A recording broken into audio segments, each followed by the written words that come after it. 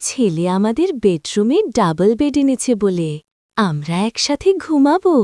আজ বিকেলে ফার্নিচারের লোকরা আমাদের ঘরে একটা বিশাল ডাবল বেড নিয়ে এলো। আমি ছেলেকে জিজ্ঞেস করলাম এটা কেন।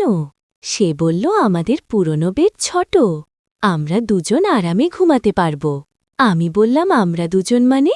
সে হেসে বলল হ্যাঁ মা, আমরা দুজন একসাথে ঘুমাবো, এই বেডে স্বামী স্ত্রীর মতো। আমার মুখ লাল হয়ে গেল। সন্ধ্যায় নতুন বেড দেখতে গেলাম। সে আমাকে বেডের ওপর বসিয়ে দিল, বলল মা দেখো কতটা নরম, আমরা দুজন মিলে কত আরামে ঘুমাবো। রাতে ঘুমাতে যাওয়ার সময় সে আমার হাত ধরে বলল, মা আজ থেকে এই বেড আমাদের দাম্পত্য জীবনের শুরু। আমি তোমাকে ভালোবাসি, তুমি আমার স্ত্রী হয়ে এই বেডে আমার পাশে শুয়ে থাকো। নতুন বেডের চাদরে নতুন গন্ধ। আমি ভাবছিলাম এই বেডে আমাদের সম্পর্ক কোন দিকে যাবে। রাতের অন্ধকারে তার নিঃশ্বাসের শব্দ খুব কাছে থেকে শুনতে পাচ্ছিলাম গো। এই গল্পটি সম্পূর্ণ শুনলে আপনাদের পানি অটোমেটিক বের হয়ে যাবে। সো যত দ্রুত সম্ভব হাতের কাছে টিস্যু নিয়ে বসে পড়ো। বিছানার চাদর যেন নষ্ট না হয় সেটা সম্পূর্ণ খেয়াল রাখার অনুরোধ জানিয়ে গল্পটি এখন শুরু করব। তার আগে সর্বশেষ অনুরোধ, দয়া করে এমন পানি বের করার গল্প নিয়মিত শুনতে আমাদের চ্যানেলটি সকলেই সাবস্ক্রাইব করুন। ধন্যবাদ। হ্যালো বন্ধুরা, আমার নাম রিনা খান। আমার বয়স ৩৬ বছর। আমার স্বামীর নাম তানভার খান, বয়স ৩৯ বছর। আমাদের ২ সন্তান, রায়হান আর মিম। রায়হান ১৮ বছর বয়সী, কলেজে পড়ে। মিম ১০ বছর বয়সী, স্কুলে যায়। আজকের গল্পটা একেবারে অভূতপূর্ব এবং রহস্যে ভরা। কেউ কখনো এমন গল্প শোনেনি। আমি রিনা, আর আমার জীবনে ঘটে যাওয়া এক অবিশ্বাস্য ঘটনার কথা বলছি। সেদিন রায়হান বলল, মা আমি আমাদের বেডরুমটা একটু পরিবর্তন করতে চাই, নতুন একটা বট বেড আনতে চাই। আমি অবাক হয়ে বললাম কেন বাবা, আমাদের তো পুরনো বেডই ভালো। সে রহস্যময় হেসে বলল, মা তুমি দেখবে এই বেডটা আমাদের পরিবারের জন্য খুবই বিশেষ হবে। সেদিন বিকেলে ফার্নিচারের দোকান থেকে লোকজন এসে আমাদের ঘরে একটা অদ্ভুত ডিজাইনের ডাবল বেড নিয়ে এলো। বেডটা দেখতে একেবারে আলাদা ছিল, কাঠের কাজে অদ্ভুত নকশা খোদাই করা। রায়হান বলল, মা এই বেডে আমরা দুজন একসাথে ঘুমাবো, খুব আরামদায়ক হবে। আমি বিস্মিত হয়ে বললাম, আমরা দুজন মানে? রায়হান হেসে উত্তর দিল, হ্যাঁ মা, আমি আর তুমি এই বেডে স্বামী স্ত্রীর মতো আমরা ঘুমাবো। আমার গাল লাল হয়ে গেল। আমি কিছু বুঝতে পারছিলাম না। সন্ধ্যায় আমি নতুন বেডটা ভালো করে দেখতে গেলাম। রায়হান আমাকে বেডের ওপর বসিয়ে দিয়ে বলল, মা দেখো কত নরম, আমরা দুজন এখানে কত আরামে থাকব। আমি বেডের কাঠের কাজ দেখছিলাম। হঠাৎ খেয়াল করলাম কাঠের নকশার মধ্যে অদ্ভুত চিহ্ন আঁকা, যেন কোনো পুরানো ভাষার অক্ষর। রাতে ঘুমাতে যাওয়ার আগে রায়হান আমার হাত ধরে বলল, মা আজ থেকে এই বেড আমাদের নতুন জীবনের সূচনা। আমি তোমাকে অনেক ভালোবাসি, তুমি আমার সাথে এই বেডে শুয়ে থাকো। নতুন বেডের চাদরে একটা অদ্ভুত গন্ধ ছিল, ঠিক যেন পুরানো বইয়ের গন্ধ। রাতের অন্ধকারে আমি শুয়েছিলাম। হঠাৎ অনুভব করলাম বেডটা যেন সামান্য কাঁপছে। প্রথমে ভাবলাম হয়তো আমার ভুল, কিন্তু কিছুক্ষণ পর আবার অনুভব করলাম বেডের কাঠের নকশাগুলো যেন আলো ছড়াচ্ছে। আমি রায়হানকে ডাকলাম, রায়হান তুমি কি কিছু দেখতে পাচ্ছ? সে ঘুমের মধ্যে বিটবিট করে বলল, মা বেডটার একটা গোপন রহস্য আছে, কাল সব বলবো। পরের দিন সকালে রায়হান আমাকে ডেকে বলল, মা তুমি জানো এই বেডটা আসলে কোত্থেকে এনেছি? আমি বললাম না তো, বলো। গোপনীয়তার সাথে বলল, এটা একটা অ্যান্টিক শপ থেকে কিনেছি। দোকানদার বলেছে এই বেডের সাথে একটা পুরানো গল্প জড়িত। আমি কৌতূহলী হয়ে জিজ্ঞেস করলাম, কী রকম গল্প? রায়হান বলল, এই বেডটা নাকি ১০০ বছর আগে একটা জমিদার বাড়িতে ছিল। সেই জমিদারের স্ত্রী এই বেডে একটা গুপ্ত ধন লুকিয়ে রেখেছিলেন। আমার চোখ বড় হয়ে গেল। গুপ্তধন? রায়হান মাথা নাড়াল। হ্যাঁ মা, দোকানদার বলেছে এই বেডের কোথাও একটা গোপন চেম্বার আছে, সেখানেই রত্ন পাথর আর সোনার গহনা লুকানো। সেদিন থেকে আমি প্রতিদিন বেডটার দিকে অন্যভাবে তাকাতে লাগলাম। রাতে যখন শুই মনে হয় যেন কেউ আমাকে ডাকছে। বেডের কাঠের আওয়াজ শুনি। একদিন দুপুরে যখন সবাই বাসায় ছিল না, আমি বেডটা ভালো করে পরীক্ষা করতে শুরু করলাম। বেডের হেডবোর্ডে হাত দিয়ে চাপ দিতেই হঠাৎ একটা ছোট প্যানেল সরে গেল। ভেতরে একটা ছোট কুটরি দেখলাম। হৃদয় দুরু দুরু করতে লাগল। আমি হাত ঠুকিয়ে দেখলাম ভেতরে একটা পুরানো কাপড়ে মোড়ানো কিছু একটা আছে। বের করে দেখি একটা পুরানো ডায়েরি আর একটা ছোট মানচিত্র। ডায়েরিটা খুলে দেখি সেখানে পুরানো বাংলায় লেখা। আমি কোনো মতে পড়তে পারলাম। সেখানে লেখা ছিল, যে ব্যক্তি এই বেডের রহস্য উদ্ঘাটন করবে সে পাবে অবিশ্বাস্য ধন সম্পদ। কিন্তু সাবধান, এই ধনের সাথে জড়িত আছে একটা অভিশাপ। ও, আমার গা ছমছম করে উঠল, কিন্তু কৌতূহল আরও বেড়ে গেল। মানচিত্রটা দেখে বুঝলাম এটা আমাদের এলাকারই পুরানো মানচিত্র। একটা জায়গায় ক্রস চিহ্ন দেওয়া। সেদিন সন্ধ্যায় রায়হান ফিরে এলে আমি সব বললাম। সে অবাক হয়ে বলল, সত্যি মা, দেখাও তো। খুঁটরি আর মানচিত্র দেখালাম। রায়হান উত্তেজিত হয়ে বলল, মা, আমরা এই রহস্যের সমাধান বের করব। পরের দিন সকালে আমরা মানচিত্র নিয়ে সেই জায়গায় গেলাম। সেটা ছিল আমাদের বাড়ি থেকে 10 কিলোমিটার দূরে একটা পুরানো বাগান বাড়ি। বাড়িটা এখন পরিত্যক্ত। বাগানে ঢুকতেই আমাদের গা শিউরে উঠল। সব জায়গায় পুরানো গাছপালা। হঠাৎ দেখি একটা বিশাল বটগাছের নিচে পাথরের একটা পুরানো কুয়া। রায়হান বলল, মা, মানচিত্র অনুযায়ী এখানেই ক্রস চিহ্ন গো। আমরা কুয়ার কাছে গেলাম। ভেতরে তাকিয়ে দেখি খুব গভীর, কিন্তু নিচে যেন কিছু একটা চিকচিক করছে। হঠাৎ রায়হান বলল, মা দেখো। আমি তাকালাম। কুয়ার পাশে একটা পুরানো লোহার সিন্দুক অর্ধেক মাটিতে পুঁতে আছে।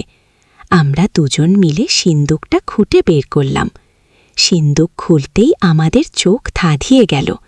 ভেতরে অসংখ্য সোনার মুদ্রা, হীরার গহনা আর রুবি পান্নার অলংকার। রায়হান চিৎকার করে বলল, মা, আমরা ধনী হয়ে গেছি। কিন্তু হঠাৎ আমার মনে পড়ল ডায়েরিতে অভিশাপের কথা। আমি রায়হানকে বললাম, বাবা, ডায়েরিতে তো অভিশাপের কথা লেখা ছিল। রায়হান হেসে বলল, মা, এগুলো সব কুসংস্কার। আমরা এই ধন নিয়ে খুশিতে থাকব গো। আমরা ধন সম্পদ নিয়ে বাড়ি ফিরলাম। কিন্তু সেদিন রাত থেকেই অদ্ভুত সব ঘটনা ঘটতে শুরু করল। প্রথমে শুনতে পেলাম আমাদের বাড়িতে অদ্ভুত আওয়াজ হচ্ছে। মাঝরাতে দরজা জানালা এমনিতেই খুলে যাচ্ছে। দ্বিতীয় রাতে দেখলাম আমাদের নতুন বেডের নকশাগুলো আলো ছড়াচ্ছে। এমন উজ্জ্বল আলো যে ঘরের সব কিছু দেখা যাচ্ছে। রায়হান ঘুমের মধ্যেও অস্থির হয়ে উঠল। তৃতীয় দিন সকালে আমি দেখলাম আমাদের ঘরের আয়নায় অন্য কারো প্রতিবিম্ব দেখা যাচ্ছে। একজন পুরানো জমানার মহিলা। তিনি আমার দিকে তাকিয়ে কিছু বলার চেষ্টা করছেন। রায়হান স্কুল থেকে ফিরে এসে বলল, মা, আমার খুব অদ্ভুত স্বপ্ন হচ্ছে। স্বপ্নে দেখি একজন বুড়ি আমাকে বলছে, ধন ফেরত দাও, নইলে তোমাদের পরিবারের ক্ষতি হবে। আমি ভয় পেয়ে গেলাম। সেদিন রাতে আমি ডায়েরিটা আবার পড়লাম। সেখানে আরও কিছু পাতায় লেখা ছিল, এই ধন শুধুমাত্র সেই পরিবারের যারা সত্যিকারের ভালোবাসা দিয়ে একে রক্ষা করবে। অন্য কেউ নিলে তাদের উপর নেমে আসবে দুর্ভাগ্য। চতুর্থ রাতে আরও ভয়ানক ঘটনা ঘটল। আমি শুনতে পেলাম বেডের ভেতর থেকে কান্নার আওয়াজ আসছে, একজন মহিলার কান্না। আমি রায়হানকে জাডিয়ে বললাম, শুনতে পাচ্ছ? সেও শুনতে পেল। রায়হান বলল, মা, আমি মনে করি আমাদের এই ধন ফেরত দেওয়া উচিত। আমিও একমত হলাম।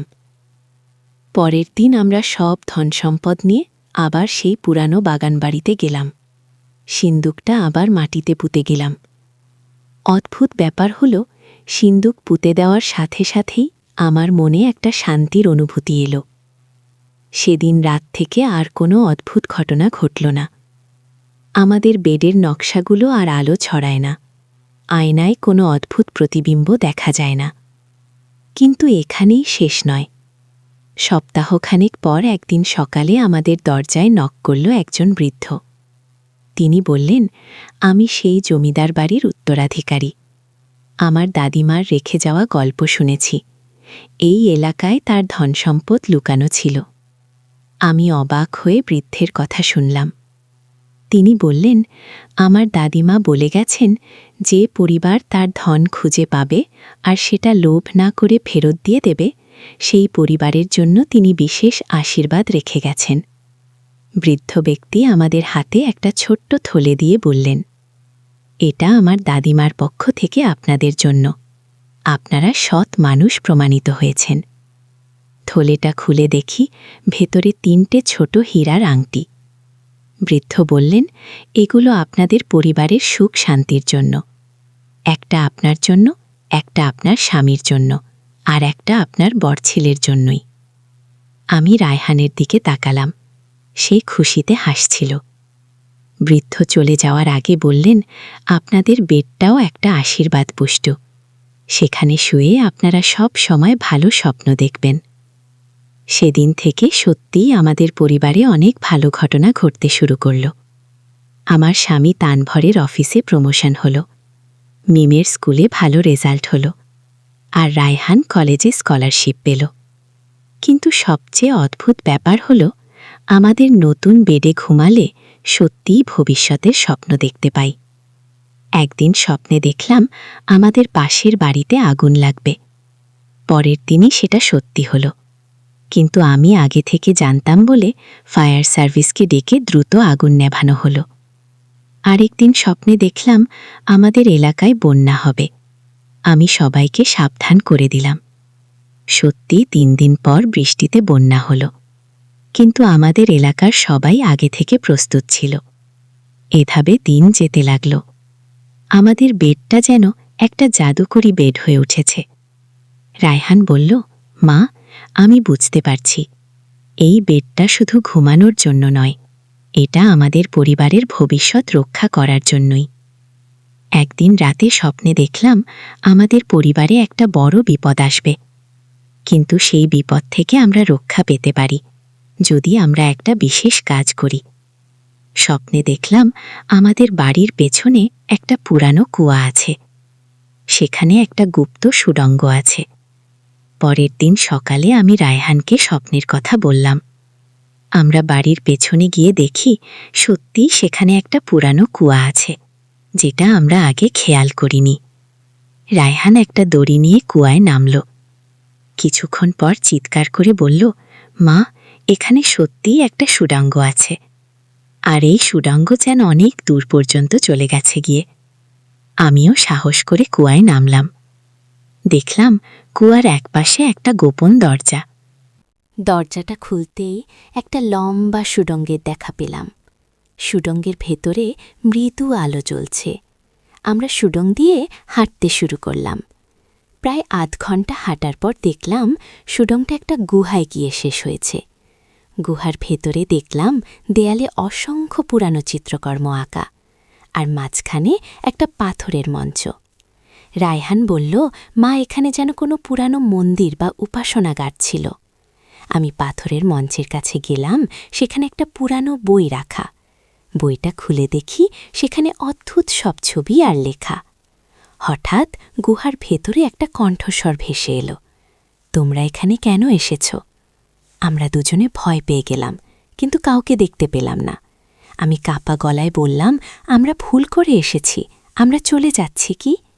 কিন্তু কণ্ঠস্বর আবার বলল, না, তোমরা ভুল করে আসোনি, তোমাদের আসার কথা ছিল। রায়হান সাহস করে জিজ্ঞেস করল, আপনি কে? আমরা আপনাকে দেখতে পাচ্ছি না। কণ্ঠস্বর বলল, আমি এই স্থানের রক্ষক, 100 বছর ধরে এখানে আছি। তোমরাই প্রথম মানুষ যারা আমার ধনসম্পদ ফেরত দিয়েছ। আমি অবাক হয়ে বললাম, আপনি কি সেই জমিদার পত্নী? কণ্ঠস্বর হেসে বলল, হ্যাঁ, আমি রানী বেগম। আমার স্বামী ছিলেন এই এলাকার জমিদার। আমি আমার সব ধনসম্পদ এখানে লুকিয়ে রেখেছিলাম। রানী বেগমের আত্মা আমাদের বলল, তোমরা সৎ মানুষ বলে আমি তোমাদের একটা বিশেষ উপহার দিতে চাই। এই গুহায় আছে জ্ঞানের ভাণ্ডার। যে কেউ এই বই পড়বে সে ভবিষ্যৎ দেখতে পাবে। কি? আমি উত্তেজিত হয়ে বললাম, সত্যি? তাহলে আমি যে স্বপ্ন দেখি সেগুলো? রানী বেগম বললেন, হ্যাঁ, তোমার বেশেদের আশীর্বাদে তুমি ভবিষ্যৎ দেখতে পাচ্ছ। এই ক্ষমতা তুমি ভালো কাজে ব্যবহার করবে কি? রানী বেগম আমাদের গুহার দেয়ালের চিত্রকর্মগুলো দেখালেন। এগুলো আমার জীবনের গল্প। আমি আমার স্বামীর সাথে অনেক অ্যাডভেঞ্চার করেছি, বিভিন্ন দেশ ভ্রমণ করেছি, এই এলাকার মানুষদের সেবা করেছি। কি? একটা চিত্রে দেখলাম রানী বেগম একটা জাহাজে করে সমুদ্র পাড়ি দিচ্ছেন, আরেকটাতে তিনি একটা পাহাড়ের চূড়ায় দাঁড়িয়ে আছেন। সবগুলো চিত্রই অ্যাডভেঞ্চারে ভরপুর।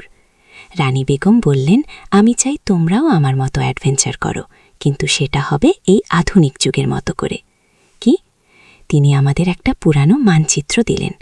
এই মানচিত্রে আমার লুকানো আরও কয়েকটা গুপ্তস্থানের ঠিকানা আছে, সেগুলো খুঁজে বের করো। আমি মানচিত্রটা দেখে অবাক হলাম। এতে আমাদের জেলার বিভিন্ন জায়গায় ক্রস চিহ্ন দেওয়া। রায়হান উৎসাহিত হয়ে বলল, মা, আমরা এক এক করে সব জায়গায় যাব। রানী বেগমের আত্মা বলল, কিন্তু মনে রেখো, প্রতিটা জায়গায় একটা করে চ্যালেঞ্জ আছে। সেই চ্যালেঞ্জ পার করতে পারলেই তোমরা পরবর্তী স্থানের সন্ধান পাবে। কি? আমরা গুহা থেকে বের হয়ে বাড়ি ফিরলাম। সেদিন রাতে আমি তানভীরকে সব কিছু বললাম। সে প্রথমে বিশ্বাস করল না, কিন্তু আমি যখন ভবিষ্যতে স্বপ্নের কথা বললাম তখন সে মেনে নিল। পরের সপ্তাহে আমরা পুরো পরিবার নিয়ে প্রথম গন্তব্যে রওনা দিলাম। মানচিত্র অনুযায়ী সেটা ছিল আমাদের জেলার একটা পুরানো দুর্গ। দুর্গে পৌঁছে দেখলাম সেখানে একটা বিশাল ফটক। ফটকে লেখা যে সত্যিকারের পরিবার তারাই এই দুর্গে প্রবেশ করতে পারবে। আমরা ফটকের কাছে গেলেই সেটা এমনিতেই খুলে গেল। দুর্গের ভেতরে ঢুকে দেখলাম অনেকগুলো কক্ষ, প্রতিটা কক্ষে আলাদা আলাদা ধাঁধা। প্রথম কক্ষে একটা পাজল, সেটা মিলিয়ে আমাদের পরবর্তী কক্ষে যেতে হবে। আমরা পরিবার মিলে পাজলটা সমাধান করলাম। দ্বিতীয় কক্ষে ছিল একটা গণিতের সমস্যা। মিম খুব ভালো গণিত পারে, সে সেটা সমাধান করল। তৃতীয় কক্ষে ছিল একটা সঙ্গীতের ধাঁধা। তানভীর গান জানে, সে সেটা সমাধান করল। চতুর্থ কক্ষে ছিল একটা রং মেশানোর খেলা। রায়হান সেটা সমাধান করল। সব ধাঁধা সমাধান করার পর আমরা দুর্গের মূল কক্ষে পৌঁছালাম। সেখানে দেখলাম একটা সুন্দর সিংহাসন। সিংহাসনের উপর একটা সোনার মুকুট রাখা। হঠাৎ রানী বেগমের কণ্ঠস্বর শোনা গেল, তোমরা প্রমাণ করেছ যে তোমরা একটা সত্যিকারের পরিবার। এই মুকুট তোমাদের পরিবারের সুখের প্রতীক। আমি মুকুটটা তুলে নিলাম। সাথে সাথে পুরো দুর্গে একটা উজ্জ্বল আলো ছড়িয়ে পড়ল। মুকুট হাতে নেওয়ার সাথে সাথে আমি অনুভব করলাম আমার ভেতরে একটা নতুন শক্তি এসেছে। রানী বেগম বললেন, এই মুকুট তোমাদের পরিবারকে সব বিপদ থেকে রক্ষা করবে, আর তোমার স্বপ্ন দেখার ক্ষমতা আরও বেড়ে যাবে। আমরা দুর্গ থেকে বের হয়ে বাড়ি ফিরলাম। সেদিন রাত থেকে আমি আরও স্পষ্ট স্বপ্ন দেখতে শুরু করলাম। এক রাতের স্বপ্নে দেখলাম আমাদের এলাকায় একটা বড় ভূমিকম্প হবে। আমি সবাইকে সাবধান করে দিলাম। সত্যি সপ্তাহখানেক পর ভূমিকম্প হলো, কিন্তু আমাদের এলাকার সবাই নিরাপদ ছিল, কারণ আমি আগে থেকেই সবাইকে প্রস্তুত থাকতে বলেছিলাম। এভাবে আমাদের পরিবার এলাকার মানুষদের জন্য একটা আশীর্বাদ হয়ে উঠল।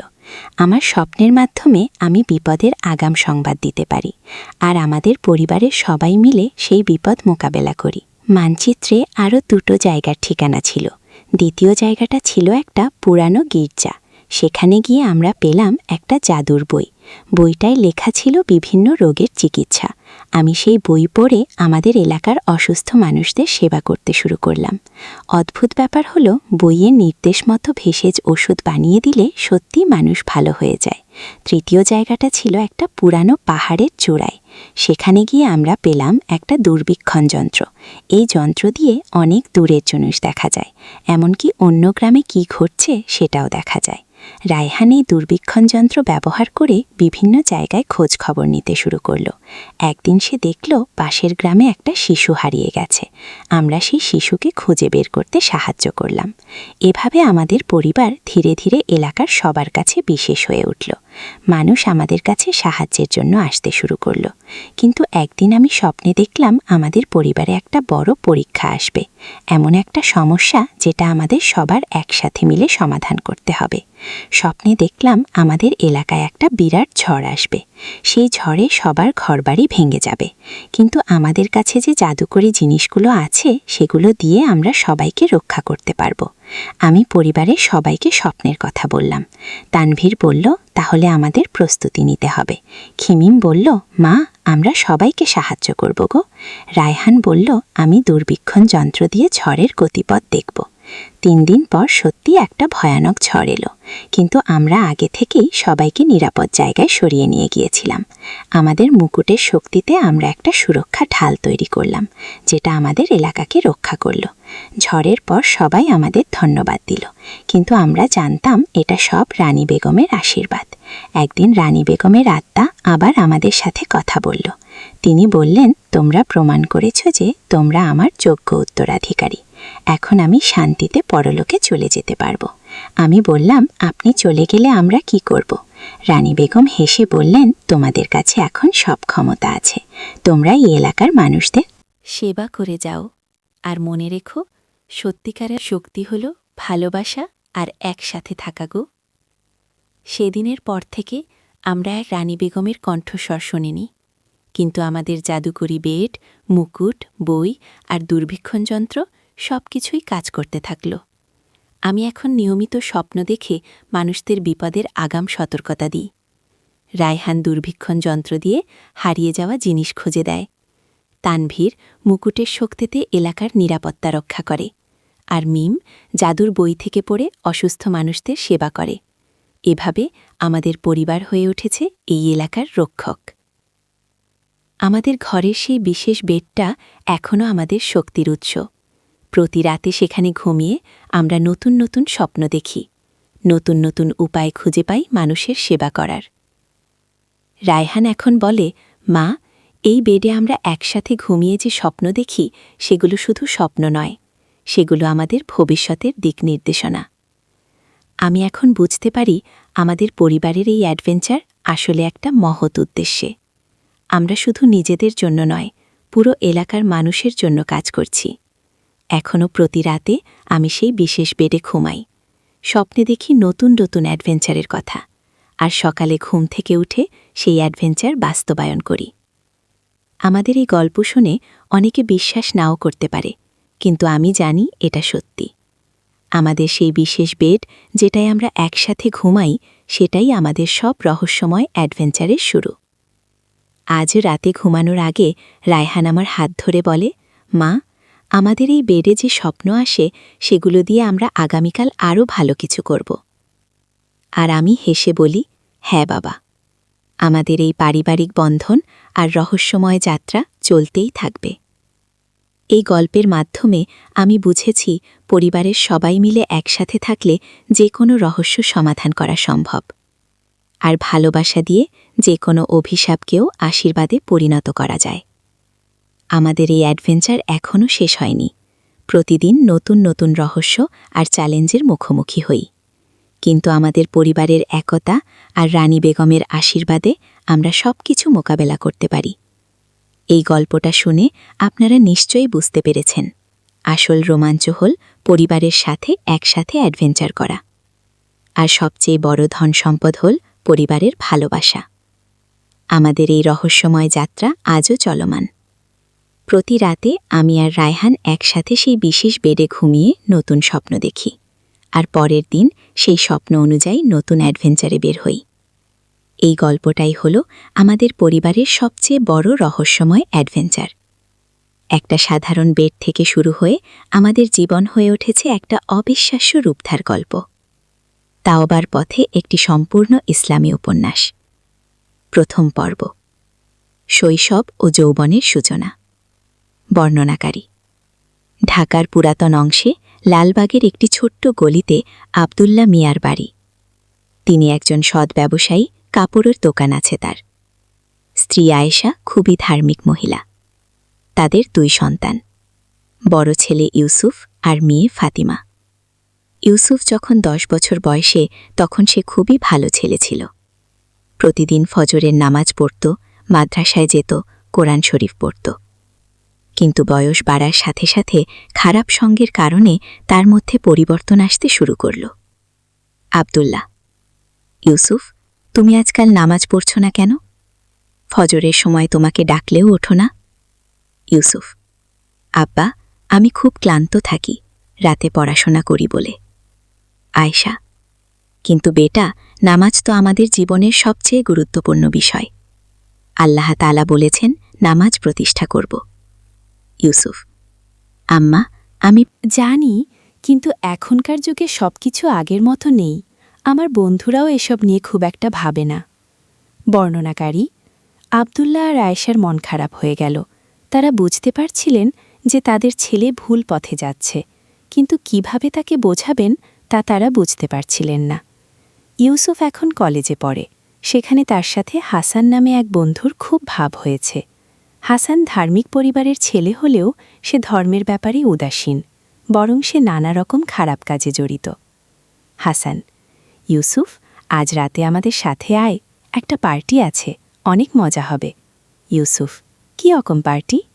হাসান, আরে বন্ধুদের সাথে গান বাজনা, আড্ডা, জীবনটা একটু এনজয় করতে হবে তো, সবসময় তো আর নামাজ কালাম নিয়ে থাকা যায় না। ইউসুফ, কিন্তু আমার বাবা মা? হাসান, তোর বাবা মা কী বলবে, তুই তো আর ছোট বাচ্চা নেই, নিজের জীবনের সিদ্ধান্ত নিজেকেই নিতে হবে। বর্ণনাকারী, ইউসুফের মনে দ্বন্দ্ব চলতে থাকল। একদিকে তার বিবেক তাকে বলছে এটা ঠিক নয়, অন্যদিকে বন্ধুর চাপ আর যুবক বয়সের আবেগ তাকে টানছে অন্যদিকে। সেদিন রাতে ইউসুফ বাবা মাকে মিথ্যে বলে বাইরে গেল। বলল যে লাইব্রেরিতে পড়তে যাচ্ছে, কিন্তু গেল হাসানের সাথে সেই পার্টিতে। পার্টিতে গিয়ে দেখল সেখানে অনেক ছেলে মেয়ে আছে, গান বাজনা চলছে, কেউ কেউ ধূমপান করছে। ইউসুফের মন খুব অস্বস্তি হচ্ছিল। ইউসুফ, হাসান, আমার ভালো লাগছে না, আমি বাড়ি যাব। হাসান, কি হয়েছে? এই প্রথম এসেছিস, একটু সময় দে, অভ্যস্ত হয়ে যাবি। বর্ণনাকারী, ইউসুফ সেদিন খুব অস্বস্তিতে কাটাল। বাড়ি ফিরে এসে দেখল তার মা দরজায় অপেক্ষা করছেন। আয়েশা, এত রাত হলো কেন বেটা? লাইব্রেরি তো 8টায় বন্ধ হয়ে যায়। ইউসুফ, আম্মা, বন্ধুদের সাথে একটু আড্ডা দিয়েছিলাম। আয়েশা, কোন বন্ধুদের সাথে? তুমি কি আমাদের সাথে মিথ্যে বলছ? ইউসুফ, না আম্মা, মিথ্যে বলছি না, আচ্ছা আমি ঘুমাতে যাই। বর্ণনাকারী, আয়েশা বুঝতে পারলেন যে তার ছেলে মিথ্যে বলছে। তার চোখে পানি এসে গেল। সারা রাত তিনি আল্লাহর কাছে দোয়া করলেন তার ছেলের হেদায়েতের জন্য। দ্বিতীয় পর্ব পতনের শুরু। বর্ণনাকারী, দিন যেতে থাকল, ইউসুফ হাসানের সাথে আরও বেশি সময় কাটাতে শুরু করল। নামাজ কালাম একদম ছেড়েই দিল। বাবা মার সাথে মিথ্যে বলা এখন তার অভ্যাস হয়ে গেছে। একদিন ফাতিমা তার ভাইয়ের কাছে এলো। ফাতিমা, ভাইজান, তুমি এখন কেমন হয়ে গেছো? আগে তুমি আমাকে কোরআন পড়ে শোনাতে, এখন তো দেখি নামাজেও দাঁড়াও না। ইউসুফ, ফাতিমা, তুমি এসব বুঝবে না, আমি বড় হয়েছি, আমার নিজের চিন্তাভাবনা আছে। ফাতিমা, কিন্তু ভাইজান, আল্লাহ তাআলা তো আমাদের সবার ওপর ফরজ করেছেন নামাজ, বয়স বাড়লে তো আরও বেশি দায়িত্বশীল হতে হয়। ইউসুফ, তুমি ছোট মেয়ে, এসব নিয়ে মাথা ঘামিও না। বর্ণনাকারী, ফাতিমার চোখে পানি এসে গেল। সে তার ভাইকে খুবই ভালোবাসত। এই অবস্থা দেখে তার খুব কষ্ট হচ্ছিল। এদিকে আব্দুল্লাহ মিয়া তার দোকানে বসে চিন্তা করছিলেন। তিনি তার ছেলের পরিবর্তন দেখে খুবই উদ্বিগ্ন হয়ে পড়েছেন। আব্দুল্লাহ, করিম ভাই, আপনার সাথে একটু কথা ছিল। করিম, হ্যাঁ ভাই বলুন, কি ব্যাপার? আব্দুল্লাহ, ইউসুফের ব্যাপারে। ও খুব পাল্টে গেছে, নামাজ পড়ে না, আমাদের সাথে ঠিকমতো কথাও বলে না।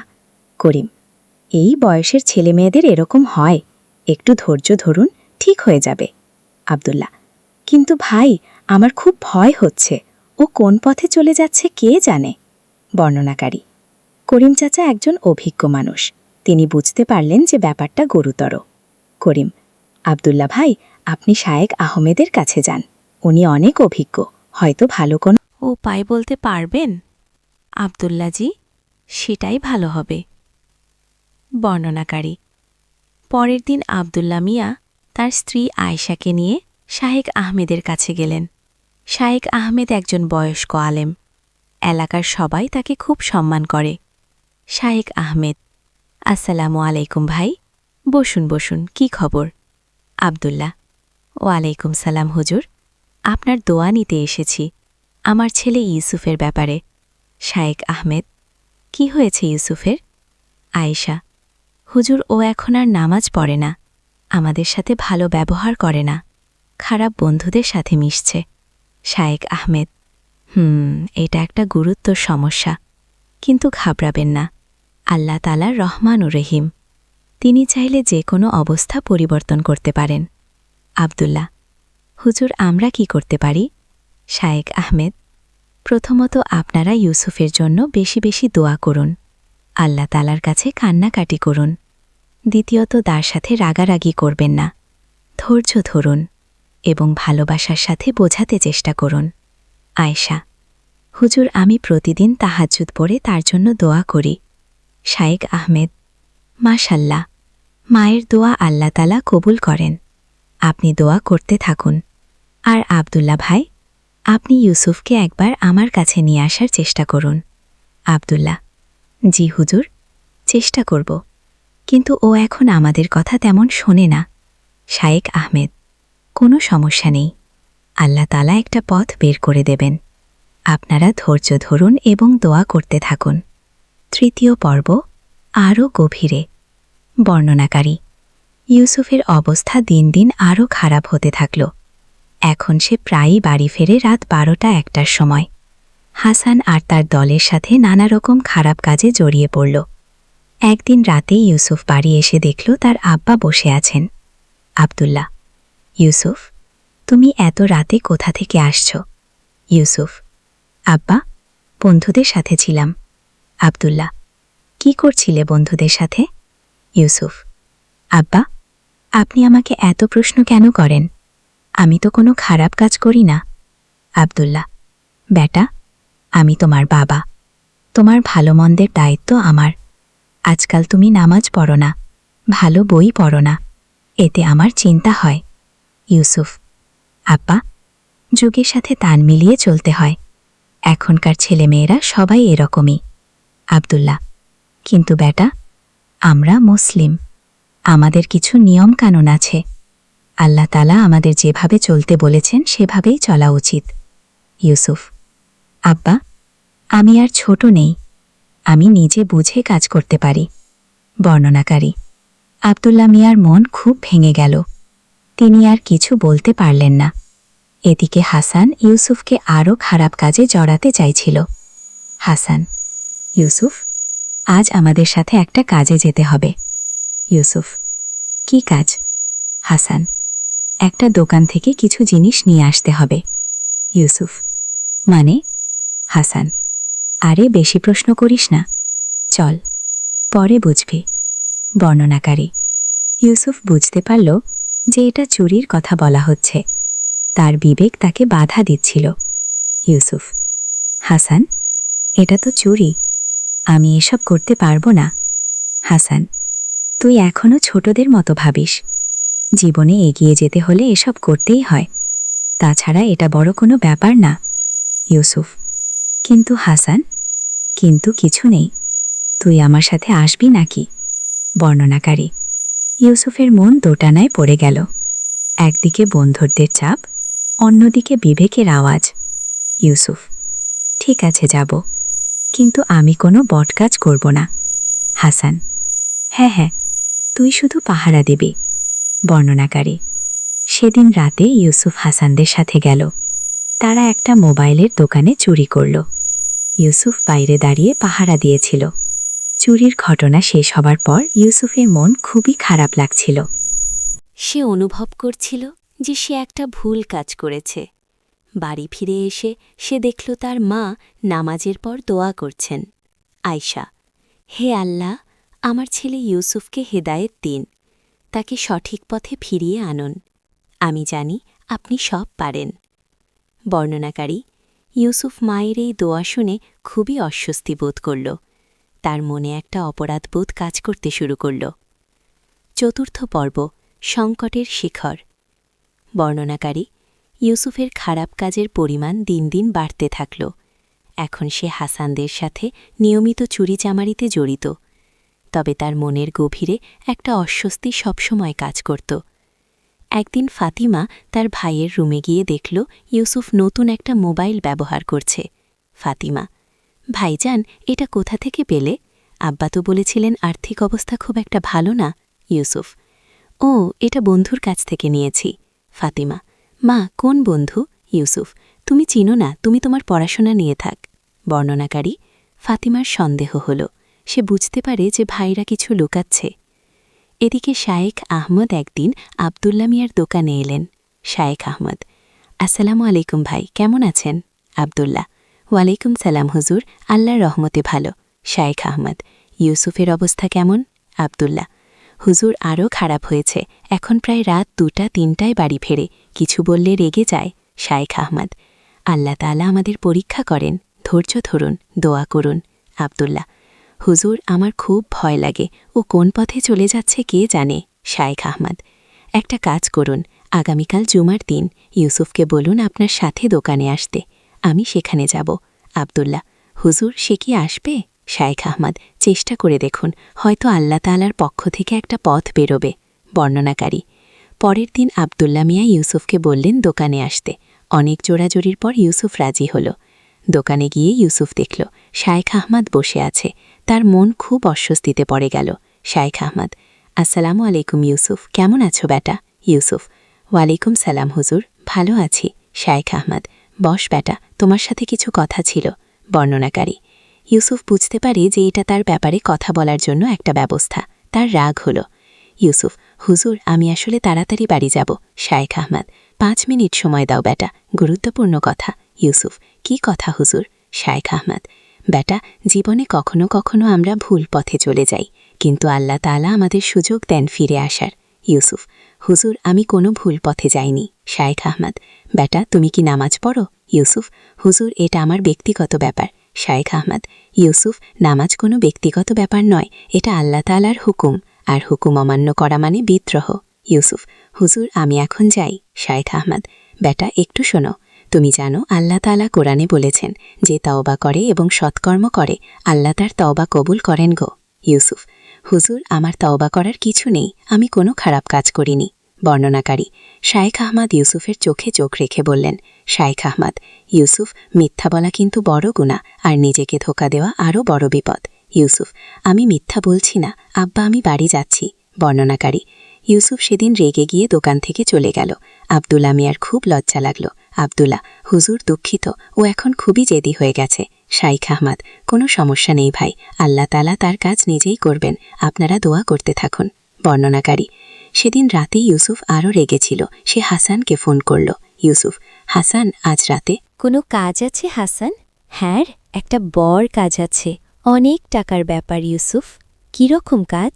হাসান: একটা জুয়েলারির দোকানে কাজ আছে, তুই আসবি? ইউসুফ: হ্যাঁ, আসো, আজ আমার খুব রাগ হয়েছে। বর্ণনাকারী: সেদিন রাতে ইউসুফ হাসানদের সাথে গিয়ে একটা বড় চুরির ঘটনায় জড়িয়ে পড়ল। তারা একটা সোনার দোকান থেকে অনেক দামি জিনিস চুরি করল। ৫ম পর্ব, পুলিশের খোঁজ। বর্ণনাকারী: চুরির ঘটনার পর কয়েকদিন কেটে গেল। ইউসুফ মনে মনে খুব চিন্তিত ছিল।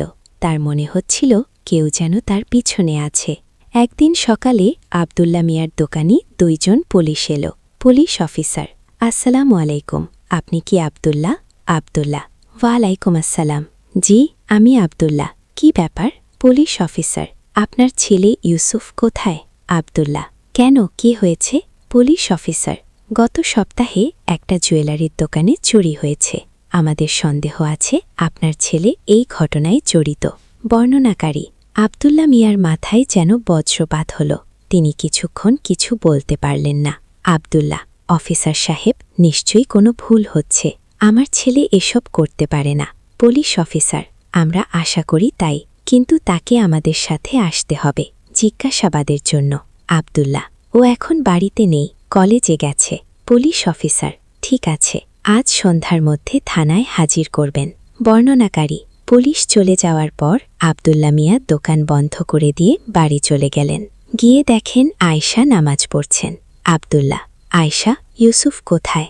আয়েশা, সকালে বের হয়েছে, বলেছে কলেজে যাবে। কি হয়েছে? তোমাকে খুব চিন্তিত দেখাচ্ছে। আব্দুল্লাহ, আজ পুলিশ এসেছিল ইউসুফের ব্যাপারে। আয়েশা, কি পুলিশ কেন? আব্দুল্লাহ, বলছে কোনো চুরির ঘটনায় নাকি জড়িত। বর্ণনাকারী, আয়েশার হাত থেকে তসবিহ পড়ে গেল। তিনি মুখ থেকে কাঁচতে শুরু করলেন। আয়েশা, না, আল্লাহ, আমার ছেলে, আমি জানতাম এই দিন আসবে। আব্দুল্লাহ, ঘাবড়াবে না, হয়তো কোনো ভুল বোঝাবুঝি। আয়েশা, না, আমি বুঝতে পারছিলাম ওর এত টাকা কোথা থেকে আসত। নতুন নতুন জিনিস কিনত কিভাবে? বর্ণনাকারী, এদিকে ইউসুফ হাসানদের সাথে আড্ডা দিচ্ছিল। হঠাৎ তার ফোন বাজেল। ফাতিমার কল। ফাতিমা, ভাইয়া, তুমি এখনই বাড়ি এসো, জরুরি। ইউসুফ, কি? ফাতিমা, তোমার ব্যাপারে পুলিশ এসেছিল, আব্বা আম্মা খুব চিন্তিত। বর্ণনাকারী, ইউসুফের মুখ ফ্যাকাশে হয়ে গেল। সে বুঝতে পারে যে সব ফাঁস হয়ে গেছে। ইউসুফ, হাসান, আমাকে এখনই যেতে হবে। হাসান, কি হয়েছে? ইউসুফ, পুলিশ আমার খোঁজ করছে। হাসান, কি? তাহলে তো আমাদের সবার বিপদ। ইউসুফ, আমি এখন কি করব? হাসান, পালিয়ে যা, কয়েকদিন লুকিয়ে থাক। ইউসুফ, না, আমি বাড়ি যাব। হাসান, পাগল হয়েছিস? পুলিশ তোকে ধরবে। বর্ণনাকারী, ইউসুফ খুব দ্বিধায় পড়ে গেল। একদিকে পালিয়ে যাওয়ার চিন্তা, অন্যদিকে বাবা মায়ের কথা।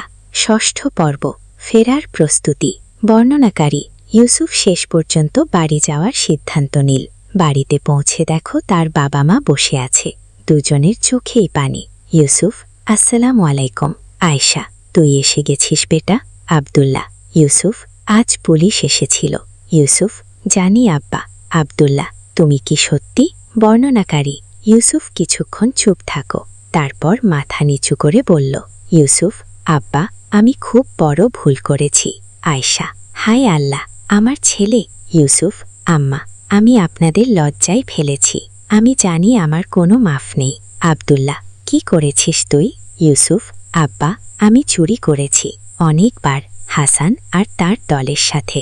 বর্ণনাকারী, আব্দুল্লাহ মিয়া তার মাথায় হাত দিয়ে বসে পড়লেন। আয়েশা কাঁদতে থাকলে আব্দুল্লাহ, তুই আমাদের এত বড় ধোঁকা। ইউসুফ, আমি জানি আমি খুব খারাপ কাজ করেছি, কিন্তু এখন আমি বুঝতে পারছি। আয়েশা, বুঝতে পারছিস মানে? এতদিন কি করছিলে? ইউসুফ, আমি ভেবেছিলাম এসব কোনো বড় ব্যাপার না, কিন্তু আজ যখন পুলিশের কথা শুনলাম তখন বুঝলাম আমি কত বড় ভুল করেছি। আব্দুল্লাহ, ইউসুফ এখন কি করবি? ইউসুফ, আব্বা, আমি পুলিশের কাছে যাব, সব স্বীকার করব। আব্দুল্লাহ, তুই জানিস এতে তোর জেল হতে পারে। ইউসুফ, জানি আব্বা, কিন্তু এটাই ঠিক, আমি আর মিথ্যার আশ্রয় নিতে চাই না। বর্ণনাকারী, আয়েশা তার ছেলের কাছে এসে তার মাথায় হাত রাখলেন। আয়েশা, বেটা, তুই যদি সত্যি মন থেকে তওবা কর, আল্লাহ তাআলা তোকে মাফ করে দেবেন। ইউসুফ, আম্মা, আমি তওবা করতে চাই, কিন্তু জানি না কিভাবে। আব্দুল্লাহ, চল আমরা শায়েখ আহমেদের কাছে যাই। ইউসুফ, হুজুরের কাছে? আমি তো তার সাথে খুব খারাপ ব্যবহার করেছি। আব্দুল্লাহ, সেজন্যই তো যেতে হবে, ওনার কাছে ক্ষমা চাইতে হবে। বর্ণনাকারী, সেদিন সন্ধ্যায় ইউসুফ তার বাবা মার সাথে শায়েখ আহমেদের কাছে গেল। শায়েখ সাহেব তাদের দেখে বুঝতে পারলেন যে কিছু একটা হয়েছে। শায়েখ আহমেদ, আসসালামু আলাইকুম, কি ব্যাপার, সবাইকে চিন্তিত দেখাচ্ছে? আব্দুল্লাহ, ওয়ালাইকুম আসসালাম হুজুর, ইউসুফ আপনার কাছে কিছু বলতে চায়। ইউসুফ, হুজুর, আমি আপনার কাছে ক্ষমা চাইতে এসেছি। শায়েখ আহমেদ, কিসের জন্য বেটা? ইউসুফ, সেদিন আপনার সাথে যে খারাপ ব্যবহার করেছিলাম, আর আমি অনেক খারাপ কাজ করেছি। শায়েখ আহমেদ, বস বেটা, সব খুলে বল। বর্ণনাকারী, ইউসুফ সব কিছু খুলে বলল। চুরির কথা, হাসানদের সাথে মেশার কথা, বাবা মার সাথে মিথ্যা বলার কথা। ইউসুফ, হুজুর, আমি খুব বড় গুনাহগার, আল্লাহ তাআলা কি আমাকে ক্ষমা করবেন? শায়েখ আহমেদ, ইউসুফ, আল্লাহ তাআলা বলেছেন, আমার বান্দারা যারা নিজেদের ওপর জুলুম করেছ, তোমরা আল্লাহর রহমত থেকে নিরাশ হও না, নিশ্চয়ই আল্লাহ সব গুনাহ মাফ করেন গো। ইউসুফ, কিন্তু হুজুর, আমার গুনাহ অনেক বড়।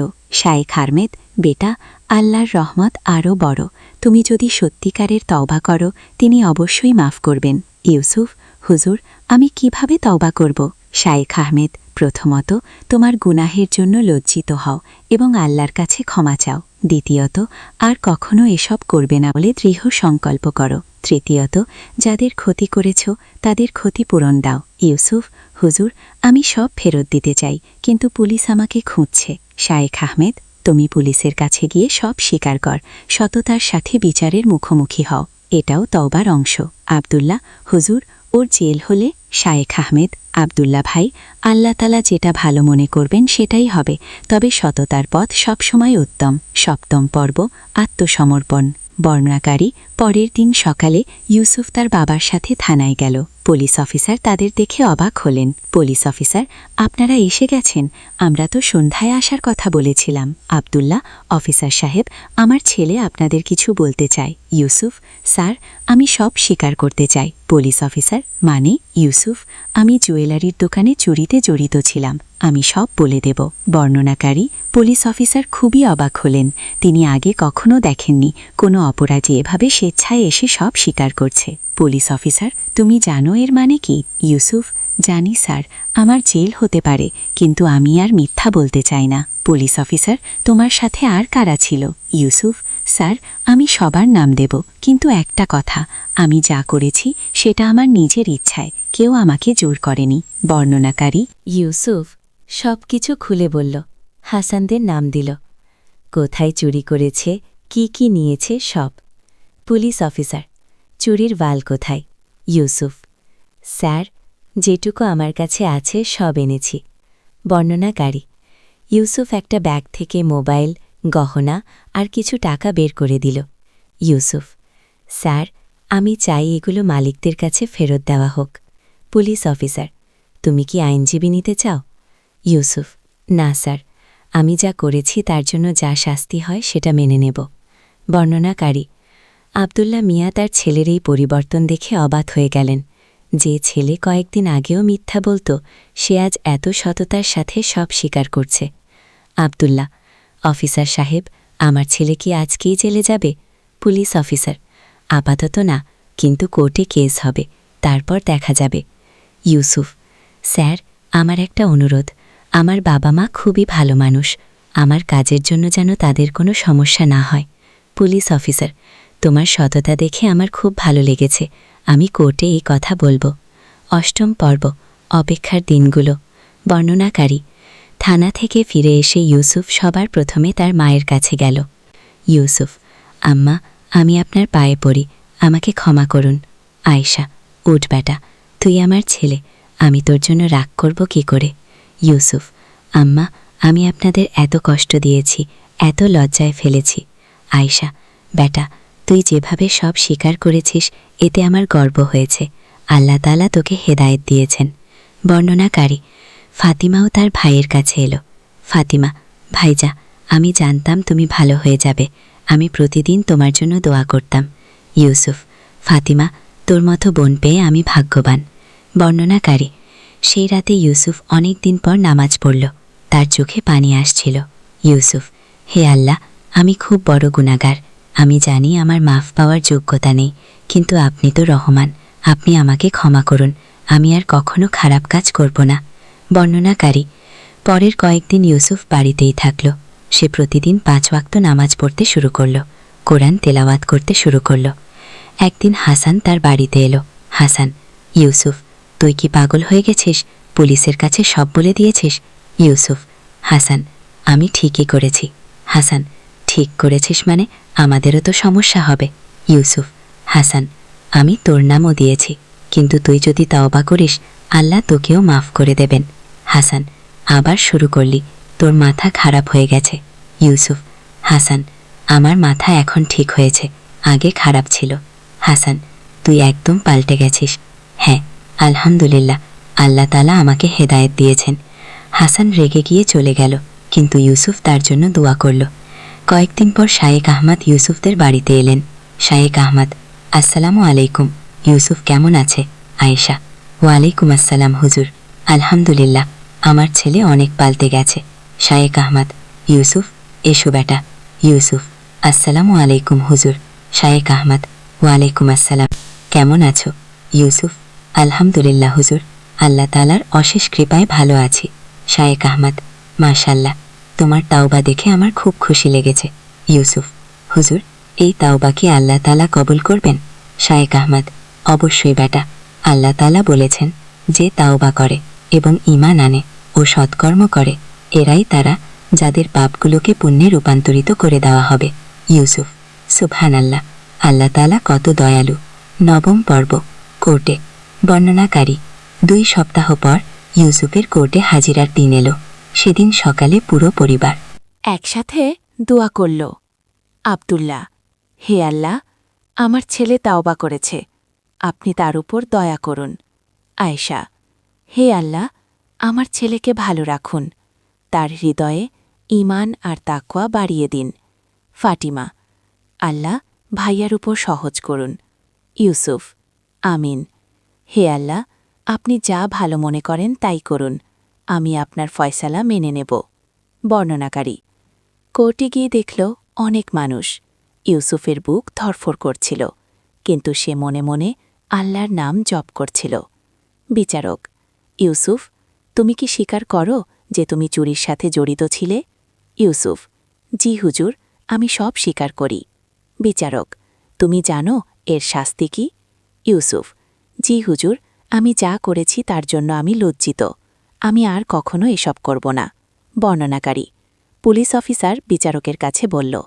পুলিশ অফিসার, হুজুর, এই ছেলেটি স্বেচ্ছায় এসে সব স্বীকার করেছে, চুরির মাল ফেরত দিয়েছে, আমি এমন সততা আগে দেখিনি।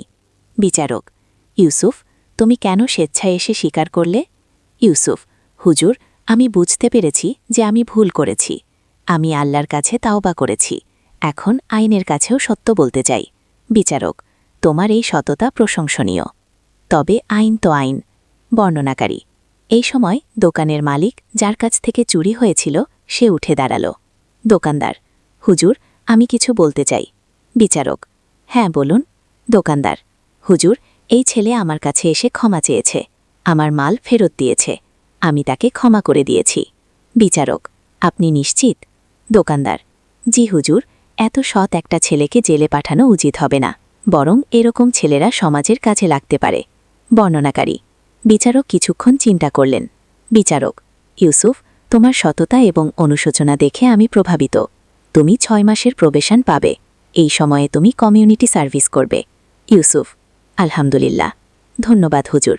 বিচারক, কিন্তু মনে রাখবে, আবার যদি কোনো অপরাধ করো তাহলে কঠিন শাস্তি পাবে।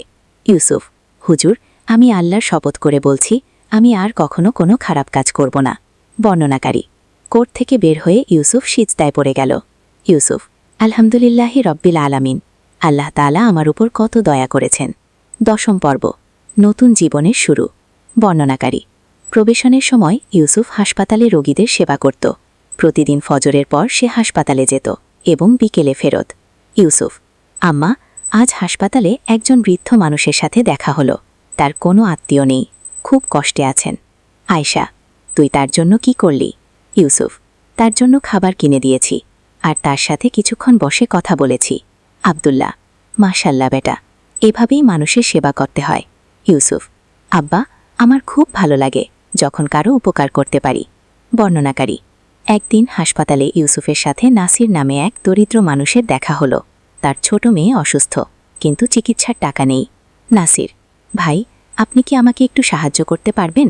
ইউসুফ, কি রকম সাহায্য? নাসির, আমার মেয়ের অপারেশন লাগবে, কিন্তু আমার কাছে টাকা নেই।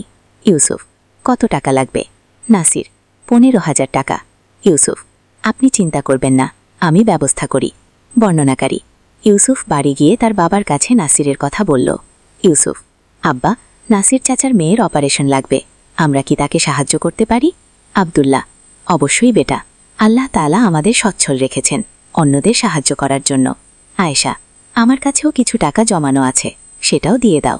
বর্ণনাকারী। পরের দিন ইউসুফ নাসিরের কাছে টাকা নিয়ে গেল। নাসির, ভাই, আপনি আমার জন্য এত করছেন কেন ইউসুফ চাচা? আমি আগে অনেক খারাপ কাজ করেছি, এখন আল্লাহর কাছে ক্ষমা চাইছি আর মানুষের উপকার করে তার সন্তুষ্টি পেতে চাইছি। নাসির, আল্লাহ আপনার মঙ্গল করুন, আপনার মতো ভালো মানুষ খুব কমই দেখা যায়। ইউসুফ, চাচা, আমি ভালো মানুষ নই, আল্লাহর রহমতেই আমি এই পথে এসেছি। বর্ণনাকারী। নাসিরের মেয়ের অপারেশন সফল হল। নাসির প্রতিদিন ইউসুফের জন্য দোয়া করত। 11 পর্ব। হাসানের ফেরা। বর্ণনাকারী। কয়েক মাস পর একদিন হাসান আবার ইউসুফের বাড়িতে এলো। এবার তার চেহারা আলাদা, সে খুবই বিধ্বস্ত দেখাচ্ছিল। হাসান, ইউসুফ, আমার সাথে একটু কথা আছে। ইউসুফ, হ্যাঁ হাসান, বল। হাসান, ইউসুফ, তুই ঠিকই করেছিলি। ইউসুফ, কি বলছিস? হাসান, পুলিশের কাছে সব স্বীকার করে। আমি সেদিন তোর উপর রেগে গিয়েছিলাম, কিন্তু এখন বুঝতে পারছি। ইউসুফ, কি হয়েছে তোর? হাসান, ইউসুফ, আমার জীবনে শান্তি নেই, রাত্রে ঘুম আসে না, সব সময় ভয় লেগে থাকে। ইউসুফ, হাসান, তুই তাওবা কর, আল্লাহ তোকেও ক্ষমা করে দেবেন। হাসান, কিন্তু আমার গুনাহ অনেক বেশি। ইউসুফ, আল্লাহর রহমত আরও বেশি। তুই আমার সাথে শায়েক আহমদের কাছে চল। হাসান, উনি কি আমাকে ক্ষমা করবেন? ইউসুফ, হাসান, আল্লাহ নেক বান্দারা সবাইকে ক্ষমা করেন, চল। বর্ণনাকারী, সেদিন বিকেলে ইউসুফ হাসানকে নিয়ে শায়েক আহমদের কাছে গেল। ইউসুফ, হুজুর, হাসান তাওবা করতে চায়। শায়েক আহমদ, মাশাল্লাহ, হাসান এসো বেটা। হাসান, হুজুর, আমি অনেক খারাপ কাজ করেছি, আল্লাহ কি আমাকে ক্ষমা করবেন? শায়েক আহমদ, অবশ্যই বেটা, আল্লাহ তাআলা বলেছেন যারা কুফরি করেছে তারা যদি তাওবা করে এবং ঈমান আনে তাহলে আমি তাদের পূর্বের সব গুনাহ মাফ করে দেব। হাসান, হুজুর, আমি সত্যিই তাওবা করতে চাই। শায়েক আহমদ, তাহলে তুমিও পুলিশের কাছে গিয়ে সব স্বীকার কর, সততার পথ সব সময় উত্তম। হাসান, জি হুজুর, আমি যাব। বর্ণনাকারী, পরের দিন হাসানও পুলিশের কাছে গিয়ে সব স্বীকার করল, তাকেও প্রবেশন দেওয়া হল। দ্বাদশ পর্ব, 1 বছর পর। বর্ণনাকারী, 1 বছর পর ইউসুফের প্রবেশন শেষ হল। এই 1 বছরে সে সম্পূর্ণ পাল্টে গেছে। এখন সে একটি এনজিওটি কাজ করে, দরিদ্র মানুষদের সেবায়। ইউসুফ, আব্বা, আজ আমাদের এনজিও একটি অনাথ আশ্রম খুলছে। আব্দুল্লাহ, মাশাল্লাহ বেটা, তুই খুব ভালো কাজ করছিস। ইউসুফ, আব্বা, আমি চাই আমার বাকি জীবনটা মানুষের সেবায় কাটাতে। আয়শা, আল্লাহ তোকে আরও নেক কাজের তৌফিক দিন। বর্ণনাকারী, শায়েক আহমদ একদিন ইউসুফদের বাড়িতে এলেন। শায়েক আহমদ, ইউসুফ, তোমার পরিবর্তন দেখে আমার খুব খুশি লেগেছে। ইউসুফ, হুজুর, এই পরিবর্তন আল্লাহর রহমতে আর আপনার দোয়ায়। শায়েক আহমদ, তুমি এখন অন্য ছেলে মেয়েদের জন্য একটা উদাহরণ। ইউসুফ, হুজুর, আমি চাই যারা ভুল পথে চলে গেছে তারা যেন আমার গল্প শুনে ফিরে আসে। ইনশাআল্লাহ, তুমি মসজিদে এসে যুবকদের সাথে কথা বলতে পারো। বর্ণনাকারী, ইউসুফ নিয়মিত মসজিদে গিয়ে যুবকদের তার অভিজ্ঞতা শেয়ার করত। অনেকেই তার কথা শুনে অনুপ্রাণিত হতো। একদিন একজন তরুণ ইউসুফের কাছে এলো। তরুণ, ভাই, আমিও আপনার মতো ভুল পথে চলে গিয়েছিলাম, আপনার গল্প শুনে আমি তাওবা করেছি। আলহামদুলিল্লাহ, আল্লাহ তোমাকে সঠিক পথে রাখুন। তরুণ, ভাই, এখন আমি কি করব? ইউসুফ, প্রথমে নিয়মিত নামাজ পড়ো, কোরআন পড়ো, তারপর মানুষের সেবা কর, আল্লাহ তোমাকে সাহায্য করবেন। ত্রয়োদশ পর্ব, বিয়ে ও নতুন সংসার। বর্ণনাকারী, 2 বছর পর ইউসুফের বিয়ে হলো। তার স্ত্রী জয়নব একজন খুব ভালো এবং ধার্মিক মেয়ে। জয়নব, ইউসুফ, তুমি তোমার অতীতের কথা লুকাওনি, এতে আমার খুব ভালো লেগেছে। ইউসুফ, জয়নব, আমি চাই আমাদের মধ্যে কোনো গোপনীয়তা না থাকুক। জয়নব, আল্লাহ তোমাকে হিদায়েত দিয়েছেন, আমি চাই আমরা একসাথে নেক কাজ করি। ইউসুফ, ইনশাআল্লাহ, আমরা আমাদের ঘরকে দিনের একটা কেন্দ্র বানাবো। বর্ণনাকারী, বিয়ের পর ইউসুফ ও জাইনব একসাথে অনেক ভালো কাজ করতে শুরু করল। তারা দরিদ্রদের সাহায্য করত, অনাথদের দেখাশোনা করত। একদিন আয়শা তার ছেলের কাছে এলো। আয়শা, বেটা, তোর এই পরিবর্তন দেখে আমার মনে হয় আমার দোয়া কবুল হয়েছে। ইউসুফ, আম্মা, আপনার দোয়াতেই আমি আজ এখানে। আয়শা, আল্লাহ তোমাদের দুজনকে খুশি রাখুন। জাইনব, আম্মা, আমরা চাই আমাদের সন্তানদের দিনের সাথে বড় করতে। আয়শা, ইনশাআল্লাহ, তোমরা ভালো বাবা মা হবে। চতুর্দশ পর্ব, নতুন প্রজন্ম। বর্ণনাকারী, কয়েক বছর পর ইউসুফ ও জাইনবের একটা ছেলে হল। তারা তার নাম রাখল মোহাম্মদ। ইউসুফ, আমি চাই আমাদের ছেলে যেন আমার মতো ভুল পথে না যায়। জাইনব, ইনশাআল্লাহ, আমরা তাকে ছোটবেলা থেকেই দিনের সাথে পরিচয় করাবো। ইউসুফ, আমি চাই ও যেন আমার অতীতের কথা জানুক, যাতে সে ভুল না করে। বর্ণনাকারী, শায়েক আহমদ এসে নাতিকে দেখে গেলেন। শায়েক আহমদ, মাশাআল্লাহ, আল্লাহ এই শিশুকে নেককার বান্দা বানান। ইউসুফ, হুজুর, দোয়া করুন যেন আমি একজন ভালো বাবা হতে পারি। শায়েক আহমদ, তুমি ভালো বাবা হতে ইনশাআল্লাহ, কারণ তুমি জানো ভুল পথের কষ্ট কি। বর্ণনাকারী, ইউসুফ এখন একটা ইসলামিক স্কুল প্রতিষ্ঠা করেছে, সেখানে সে বিনামূল্যে দরিদ্র ছেলে মেয়েদের পড়ায়। একদিন একজন মা তার কাছে এলো। মা, ওস্তাদ, আমার ছেলেও আপনার মতো ভুল পথে চলে গেছে, আমি কি করব? ইউসুফ, আপা, আপনি ধৈর্য রাখুন এবং তার জন্য দোয়া করুন, আল্লাহর রহমত অসীম। মা, কিন্তু সে আমাদের কথা শোনে না। ইউসুফ, আমিও আমার বাবা মার কথা শুনতাম না, কিন্তু তাদের দোয়া আর ভালোবাসা আমাকে ফিরিয়ে এনেছে। মা, আপনি কি তার সাথে একবার কথা বলতে পারবেন? ইউসুফ: অবশ্যই, তাকে নিয়ে আসুন। পঞ্চদশ পর্ব, চক্র সম্পূর্ণ হওয়া। বর্ণনাকারী: 10 বছর পর ইউসুফ এখন একজন সম্মানিত ব্যক্তি। তার স্কুলে শত শত ছেলে মেয়ে পড়ে। সে নিয়মিত বিভিন্ন জায়গায় বক্তব্য দেয়, তাওবা ও পরিবর্তনের উপর। একদিন আব্দুল্লাহ মিয়া তার ছেলের কাছে এলো। আব্দুল্লাহ, বেটা, তুই আজ যা হয়েছিস তা দেখে আমার মনে হয় আল্লাহ তোর উপর বিশেষ রহমত করেছেন। ইউসুফ: আব্বা, আমার এই পরিবর্তন কিন্তু হঠাৎ হয়নি। এটা ছিল আপনাদের দোয়া, আপনাদের ধৈর্য আর আল্লাহর অসীম রহমতের ফল। আব্দুল্লাহ: বেটা, আমি কখনো তোর প্রতি আশা হারাইনি। ইউসুফ: আব্বা, সেজন্যই তো আজ আমি এখানে। বর্ণনাকারী: সেদিন ইউসুফ তার পুরানো এলাকায় গেল। দেখল অনেক পরিবর্তন হয়েছে। তার পুরানো বন্ধুদের অনেকেই এখন ভালো পথে। হঠাৎ তার দেখা হলো সেই দোকানদারের সাথে, যার দোকানে সে চুরি করেছিল। দোকানদার: ইউসুফ, সুবহান আল্লাহ, তুমি এত বদলে গেছ। ইউসুফ: চাচা, আলহামদুলিল্লাহ, আপনি আমাকে ক্ষমা করেছিলেন, সেজন্য আল্লাহ আমাকে ক্ষমা করেছেন। দোকানদার: বেটা, তোর মতো ছেলে দেখে আমার ঈমান বেড়ে যায়, আল্লাহর কুদরত। একদিন আলী সাহেব সোহেলের অফিসে এলেন। সোহেল তাকে দেখে অবাক হয়ে গেল। স্যার, আপনি এখানে? হ্যাঁ সোহেল, তোমার অফিস একবার দেখতে চাইলাম। খুব সুন্দর হয়েছে গো। আলী সাহেব পুরো অফিস ঘুরে দেখলেন, কর্মচারীদের সাথে কথা বললেন, তারপর সোহেলের রুমে এসে বসলেন। সোহেল, তুমি অনেক দূর এসেছ। মনে আছে 7 বছর আগে তুমি যখন আমার অফিসে প্রথম এসেছিলে চা বানানোর কাজ করতে? হ্যাঁ স্যার, সব মনে আছে। আমি গর্বিত যে আমি তোমাকে একটা সুযোগ দিয়েছিলাম, আর তুমি সেই সুযোগকে কাজে লাগিয়েছ। জানো সফলতার মূল সূত্র কি? কি স্যার? কঠোর পরিশ্রম, সততা আর হালনা ছাড়া তোমার মধ্যেই এই 3টা গুণই আছে। সোহেল চোখে জল নিয়ে বলল, আপনি না থাকলে আজ আমি এখানে পৌঁছাতে পারতাম না স্যার। না সোহেল, আমি শুধু একটা দরজা খুলে দিয়েছিলাম, ভেতরে ঢুকে পথ তৈরি করেছ তুমি নিজে। গো আলী সাহেব চলে যাওয়ার আগে বললেন, আমার একটা বড় প্রজেক্ট আছে, একটা 20 ফ্লোর বিজনেস টাওয়ার। আমি চাই তুমি এই প্রজেক্টে আমার সাথে পার্টনার হও। 50-50, রাজি? সোহেল অবাক হয়ে গেল। এত বড় প্রজেক্ট? স্যার, আমার কি যথেষ্ট সামর্থ্য আছে? আছে, আমি বিশ্বাস করি। ও সোহেল রাজি হয়ে গেল। এটা তার জীবনের সবচেয়ে বড় প্রজেক্ট হবে। 5 অধ্যায়, বড় চ্যালেঞ্জ। 20 ফ্লোর বিজনেস টাওয়ারের কাজ শুরু হলো। এটা সোহেলের জীবনের সবচেয়ে বড় চ্যালেঞ্জ। প্রজেক্টের বাজেট প্রায় 10 করোড় টাকা। সোহেলকে 5 করোড় টাকা ইনভেস্ট করতে হবে।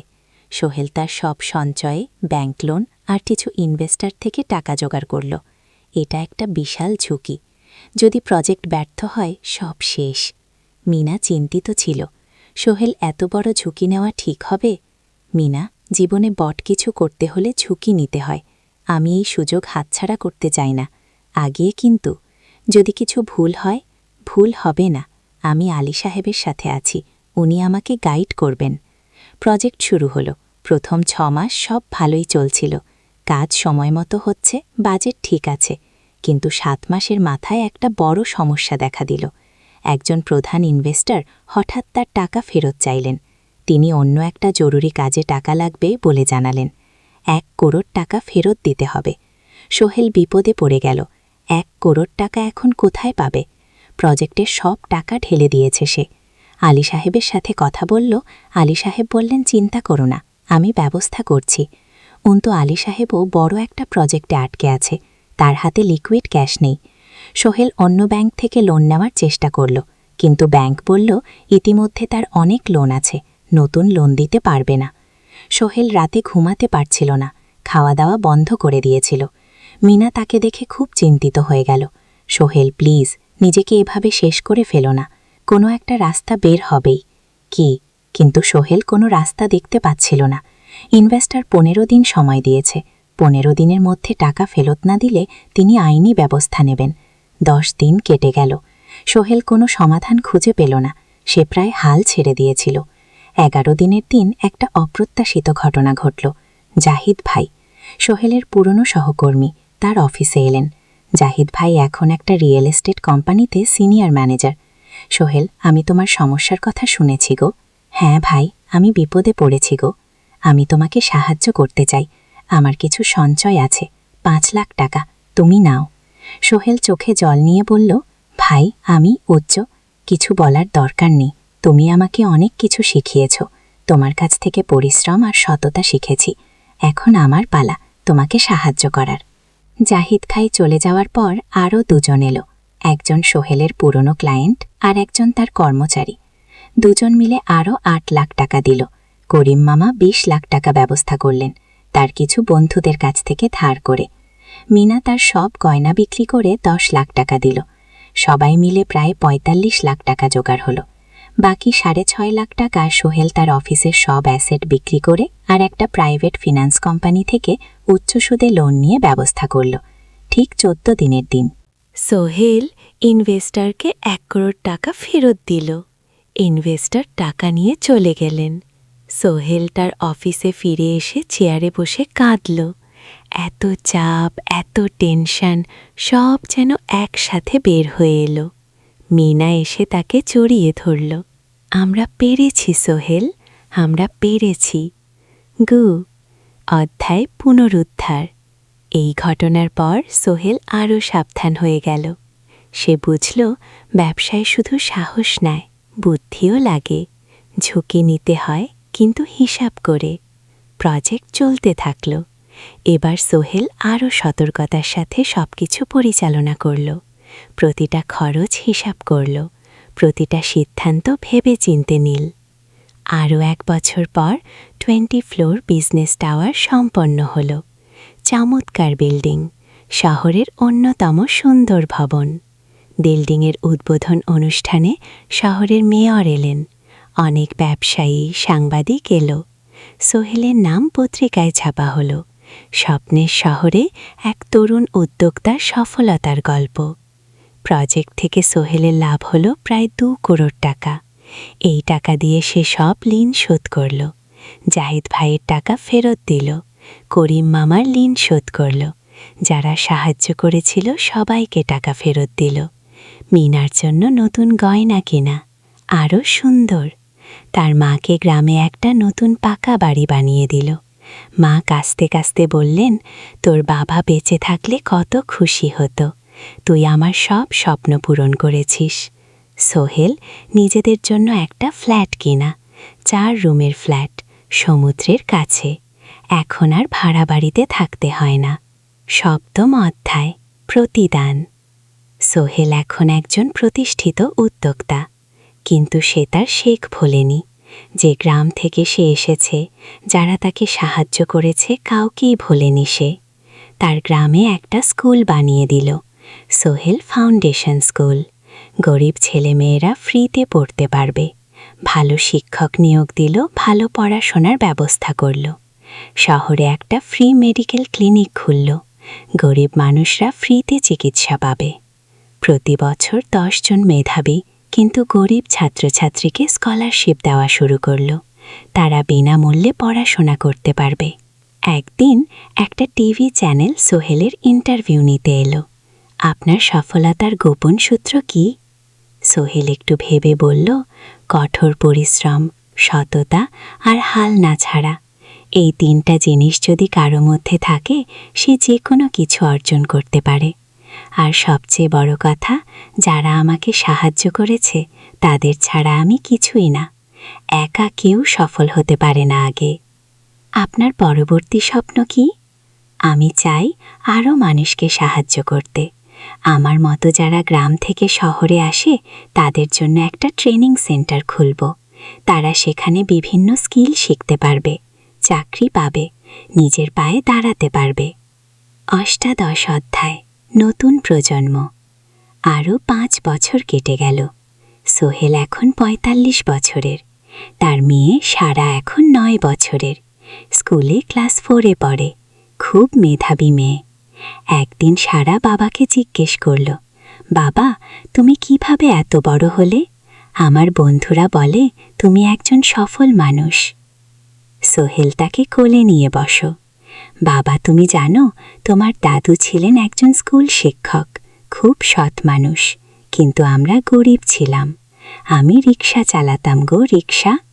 সত্যি? হ্যাঁ। তারপর আমি এই শহরে এলাম।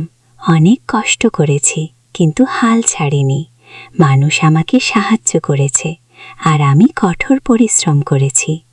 বাবা, আমিও কি তোমার মতো হতে পারবো? অবশ্যই পারবে বাবা, তবে মনে রেখো, সফলতা মানে শুধু টাকা পয়সা না।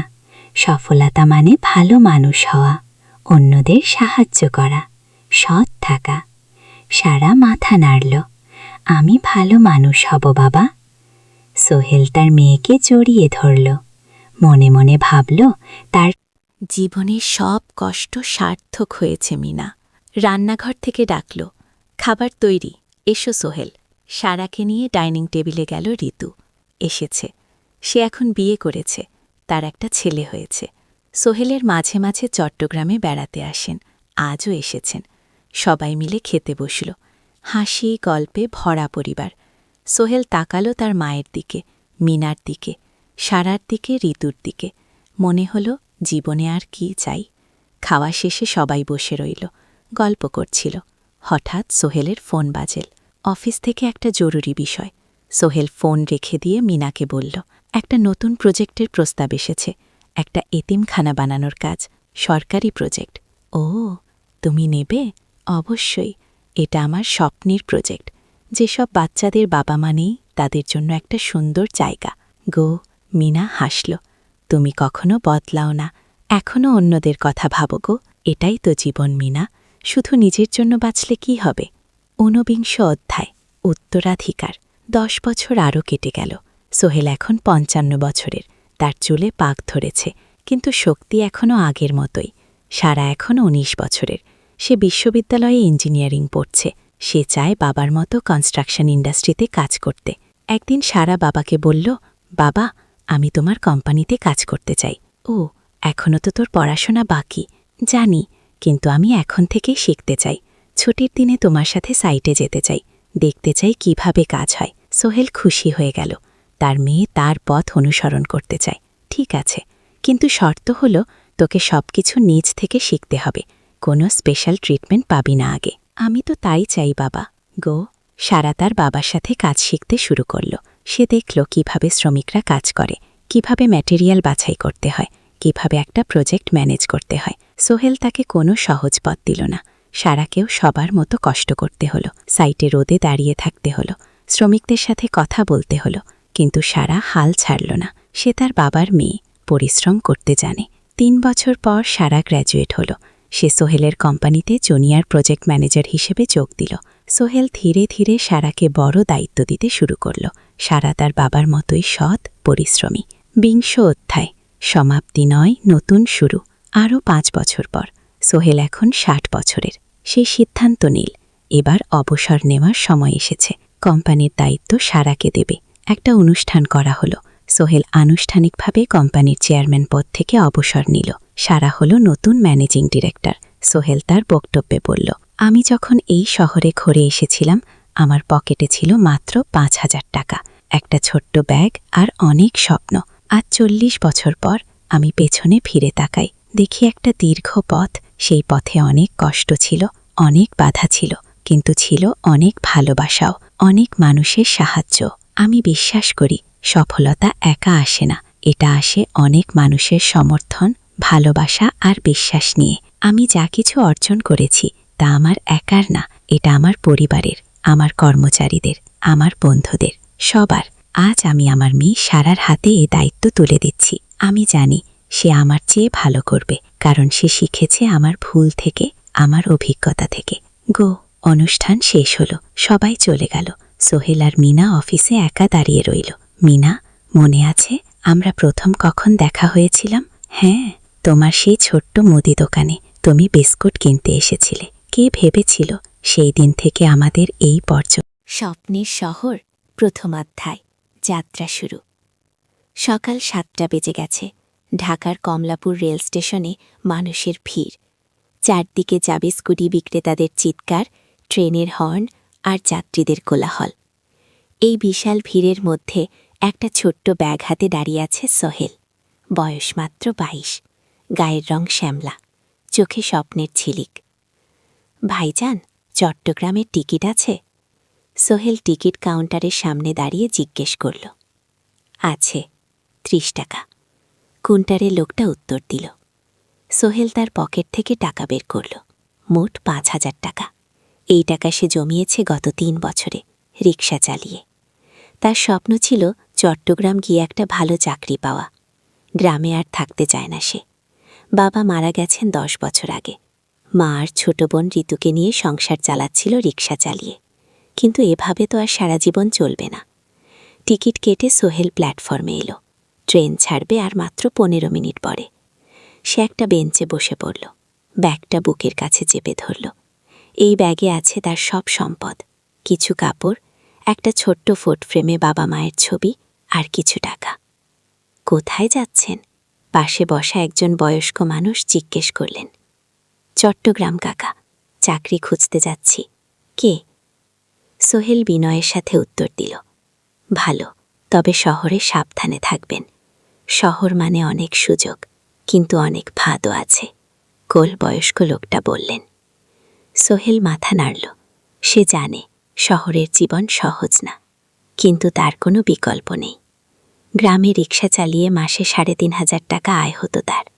তার মধ্যে সংসার চালাতে হতো, বোনের স্কুলের খরচ দিতে হতো, মায়ের ওষুধের খরচ দিতে হতো।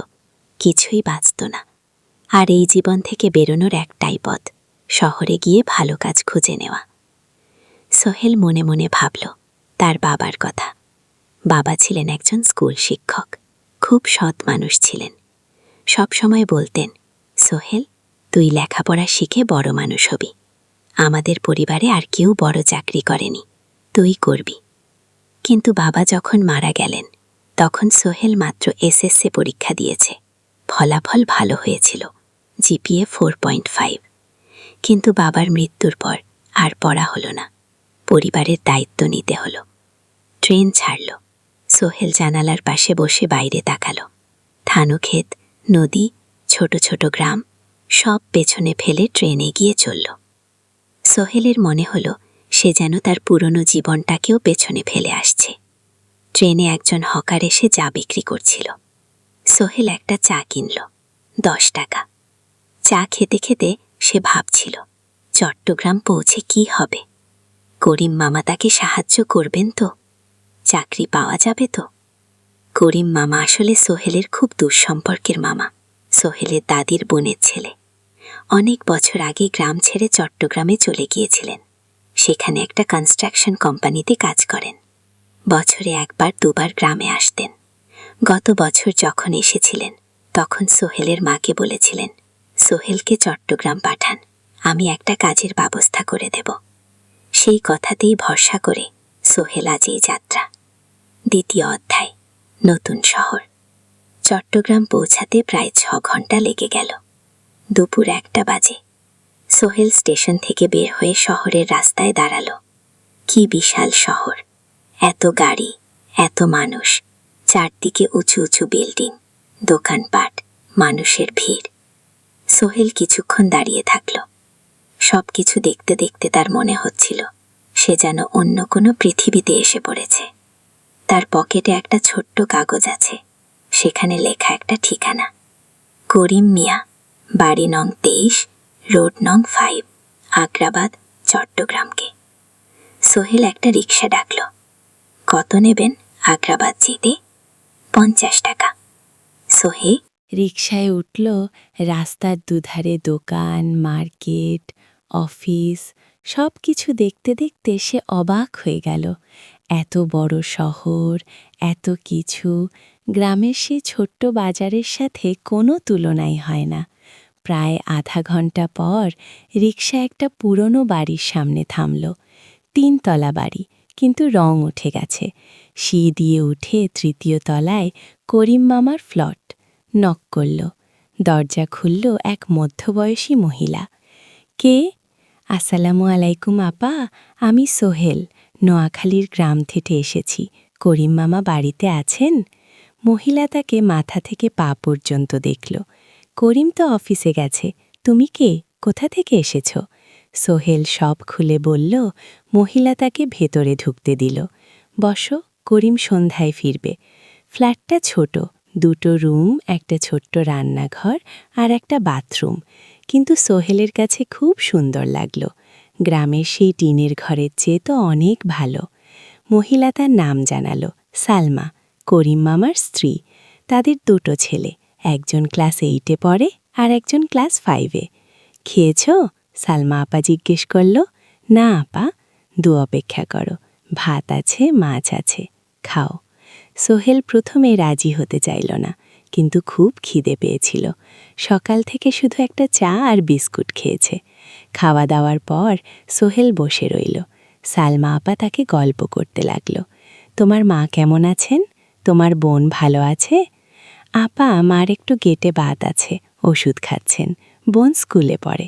তুমি কি করতে যাও এখানে? চাকরি খুঁজছি আপা, যে কোনো কাজ করব। বাসায় মা আর বোনকে টাকা পাঠাতে হবে। সালমা আপা মাথা নাড়ল। করিম তোমার জন্য কিছু একটা করবে, সে ভালো মানুষ, সারাদিন অপেক্ষা করো। সন্ধ্যা ছেটায় করিম মামা ফিরলেন। 50-এর কাছাকাছি বয়স, কালো রঙের প্যান্ট শার্ট পরা, হাতে একটা ব্যাগ। আরে সোহেল, কবে এলি? করিম মামা খুশি হয়ে বললেন, আজ সকালে মামাকে। করিম মামা তাকে জড়িয়ে ধরলেন। অনেকদিন পর দেখলাম, কেমন আছিস? ভালো আছি মামাকি। ভালো করেছিস এসে, এখানে অনেক সুযোগ আছে। তোর জন্য একটা কাজের ব্যবস্থা করে দেব, তবে প্রথমে কয়েকদিন এখানে থাক, শহরটা একটু চিনে নে, তারপর কাজে যোগ দিবি। সোহেলের মনে আশার আলো জ্বলল। সে ভাবল, হয়তো তার ভাগ্য এবার পাল্টাবে। 3য় অধ্যায়, প্রথম চাকরি। 1 সপ্তাহ পরে করিম মামা সোহেলকে তার কোম্পানিতে নিয়ে গেলেন। কোম্পানির নাম আলামিন কনস্ট্রাকশন। অফিসটা শহরের কেন্দ্রে, 5 তলা একটা বিল্ডিংয়ের দোতলায়। মালিক আলী সাহেব, 50-এর কাছাকাছি বয়স, মোটা চেহারা, চোখে সোনার ফ্রেমের চশমা। ভদ্রলোক মানুষ, কিন্তু খুব কড়া। এই ছেলেটাকে কি কাজে লাগাবেন?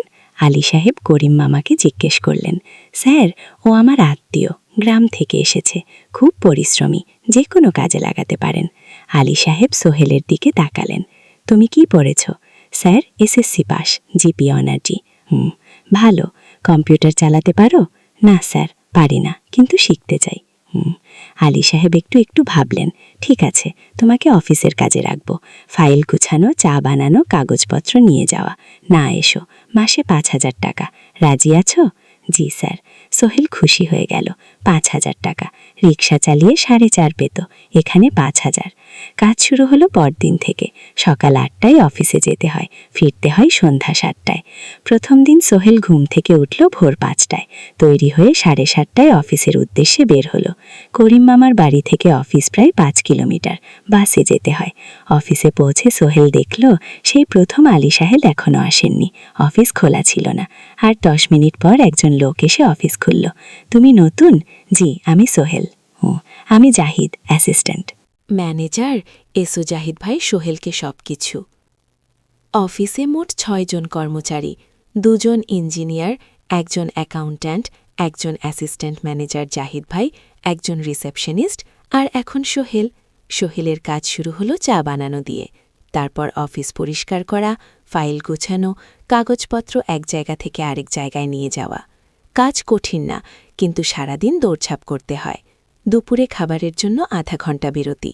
সোহেল একটা ছোট হোটেলে গিয়ে ভাত ডাল তরকারি খেল, 50 টাকা। সন্ধ্যায় অফিস বন্ধ হল। সোহেল ক্লান্ত হয়ে বাসায় ফিরল।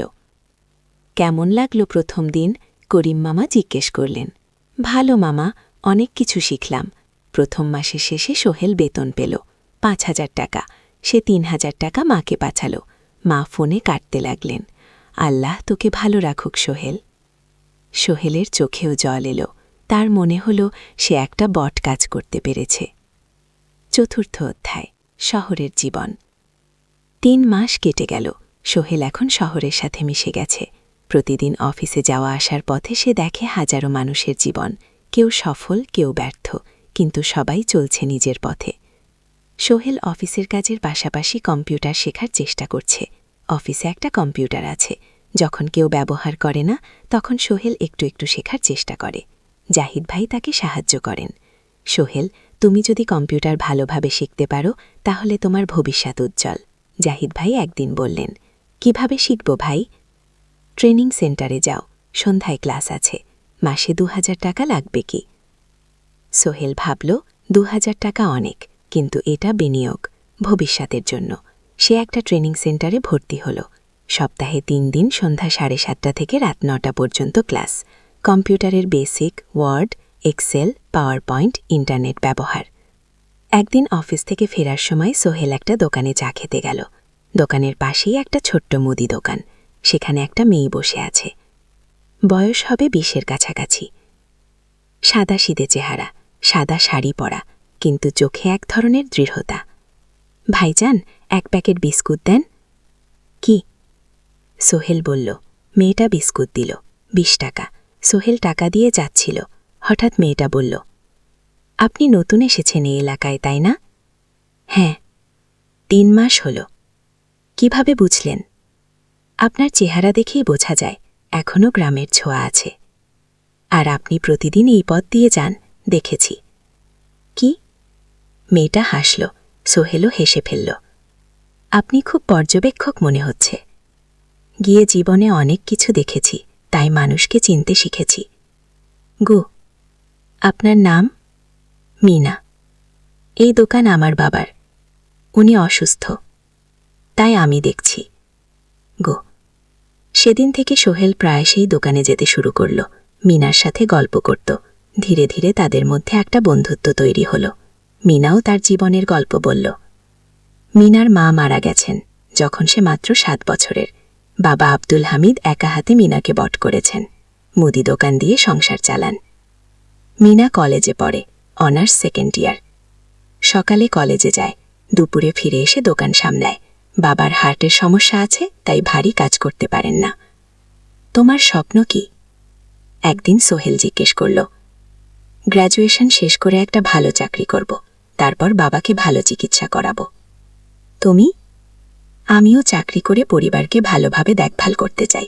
মা আর বোনকে নিয়ে শহরে আনবো একদিন। গো।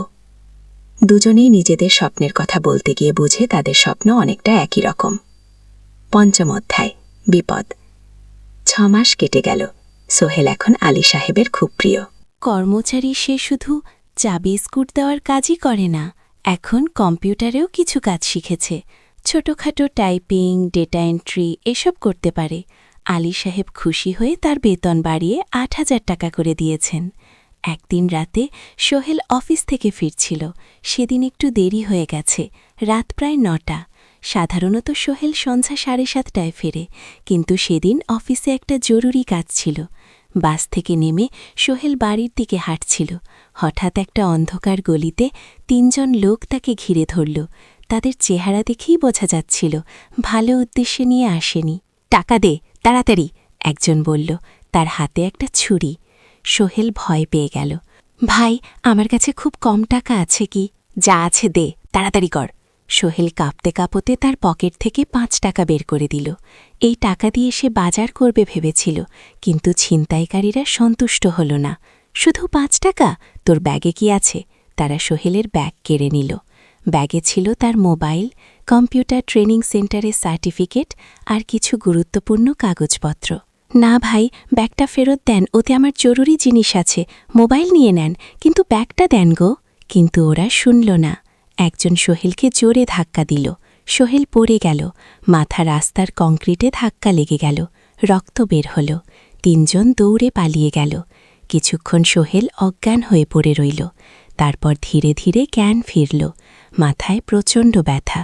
সে উঠে দাঁড়ানোর চেষ্টা করল, কিন্তু মাথা ঘুরছিল। কোনো মতে একটা দেয়াল ধরে দাঁড়াল। একজন পথচারী তাকে দেখে থাম। কি হয়েছে ভাই? ছিনতাই হয়েছে কি?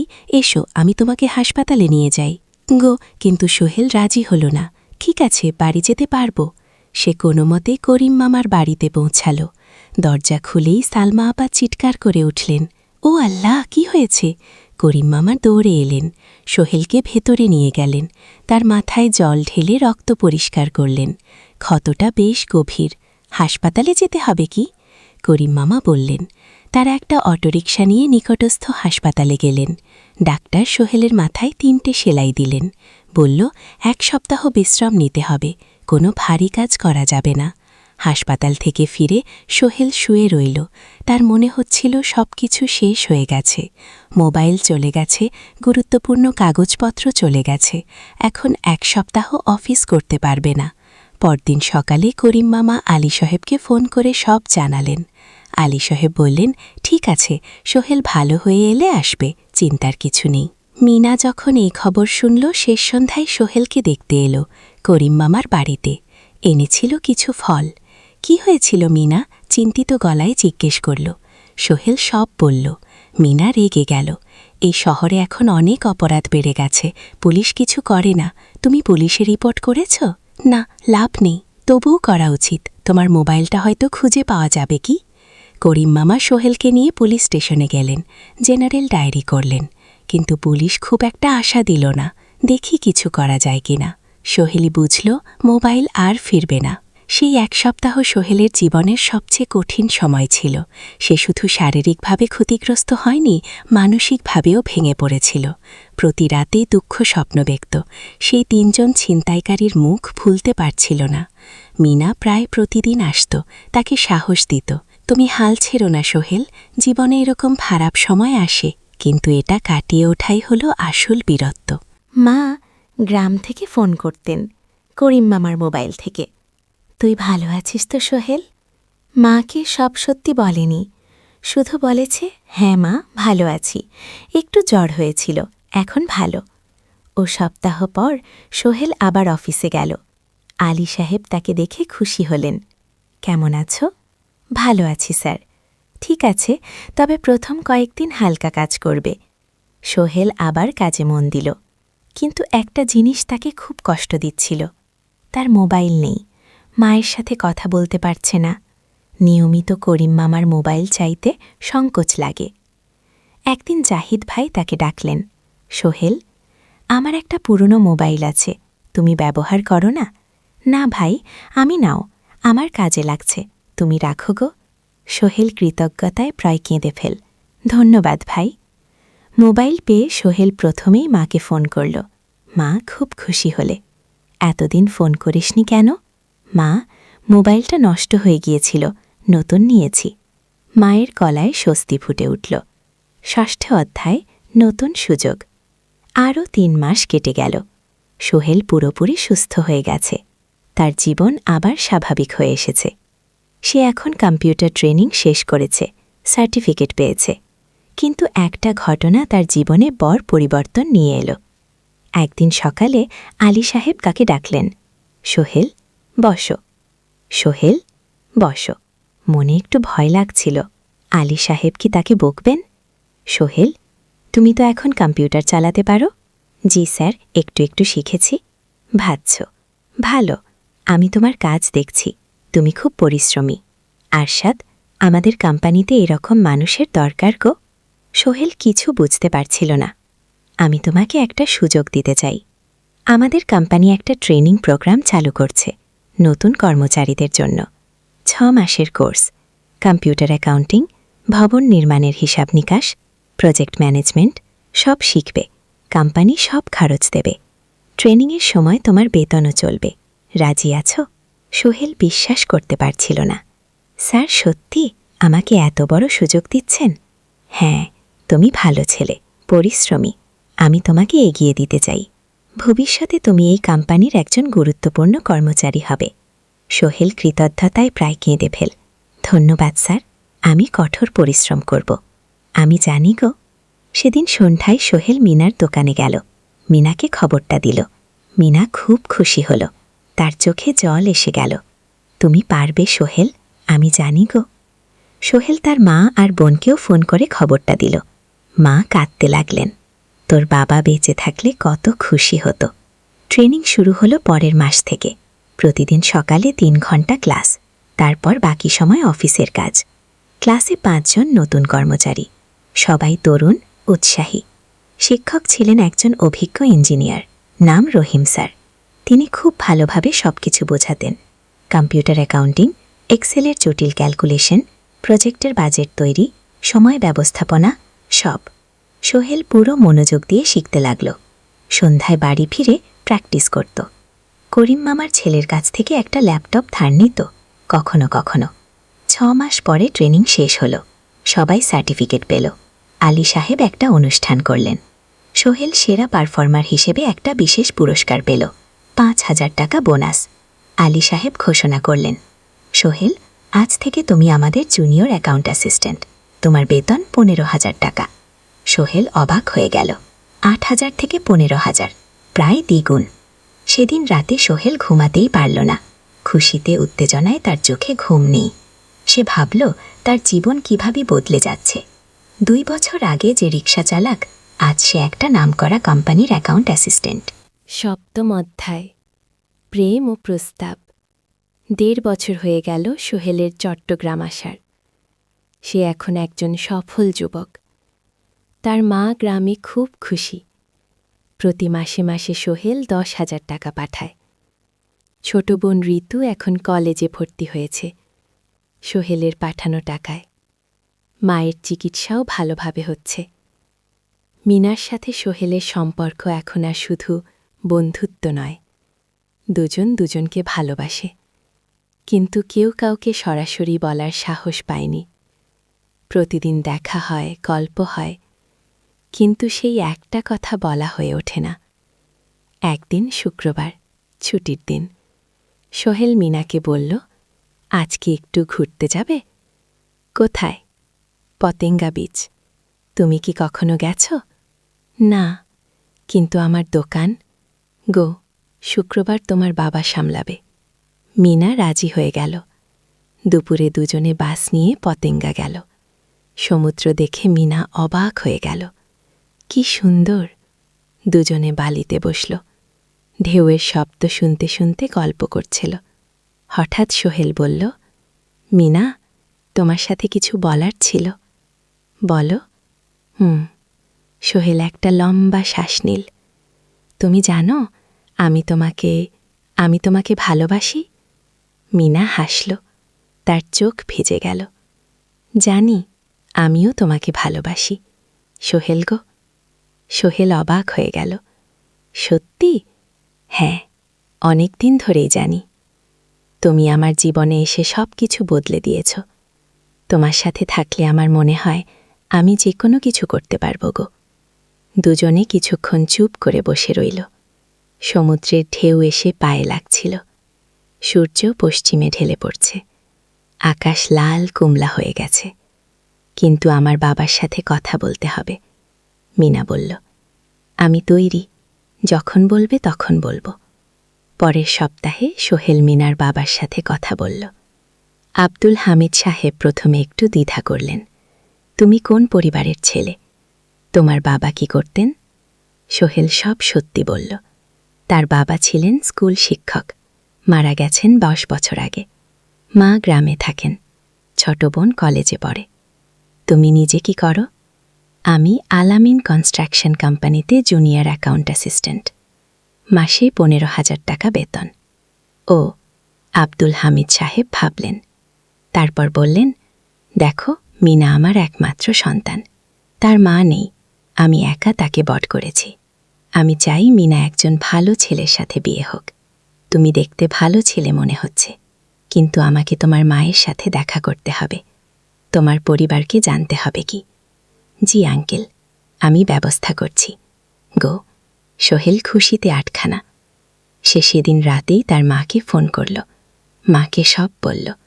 মা প্রথমে অবাক হলেন, তারপর খুশি হলেন। মিমা মেয়েটা কেমন? খুব ভালো মা, তুমি দেখলে পছন্দ করবে। ঠিক আছে, আমি আর ঋতু আসছি চট্টগ্রাম।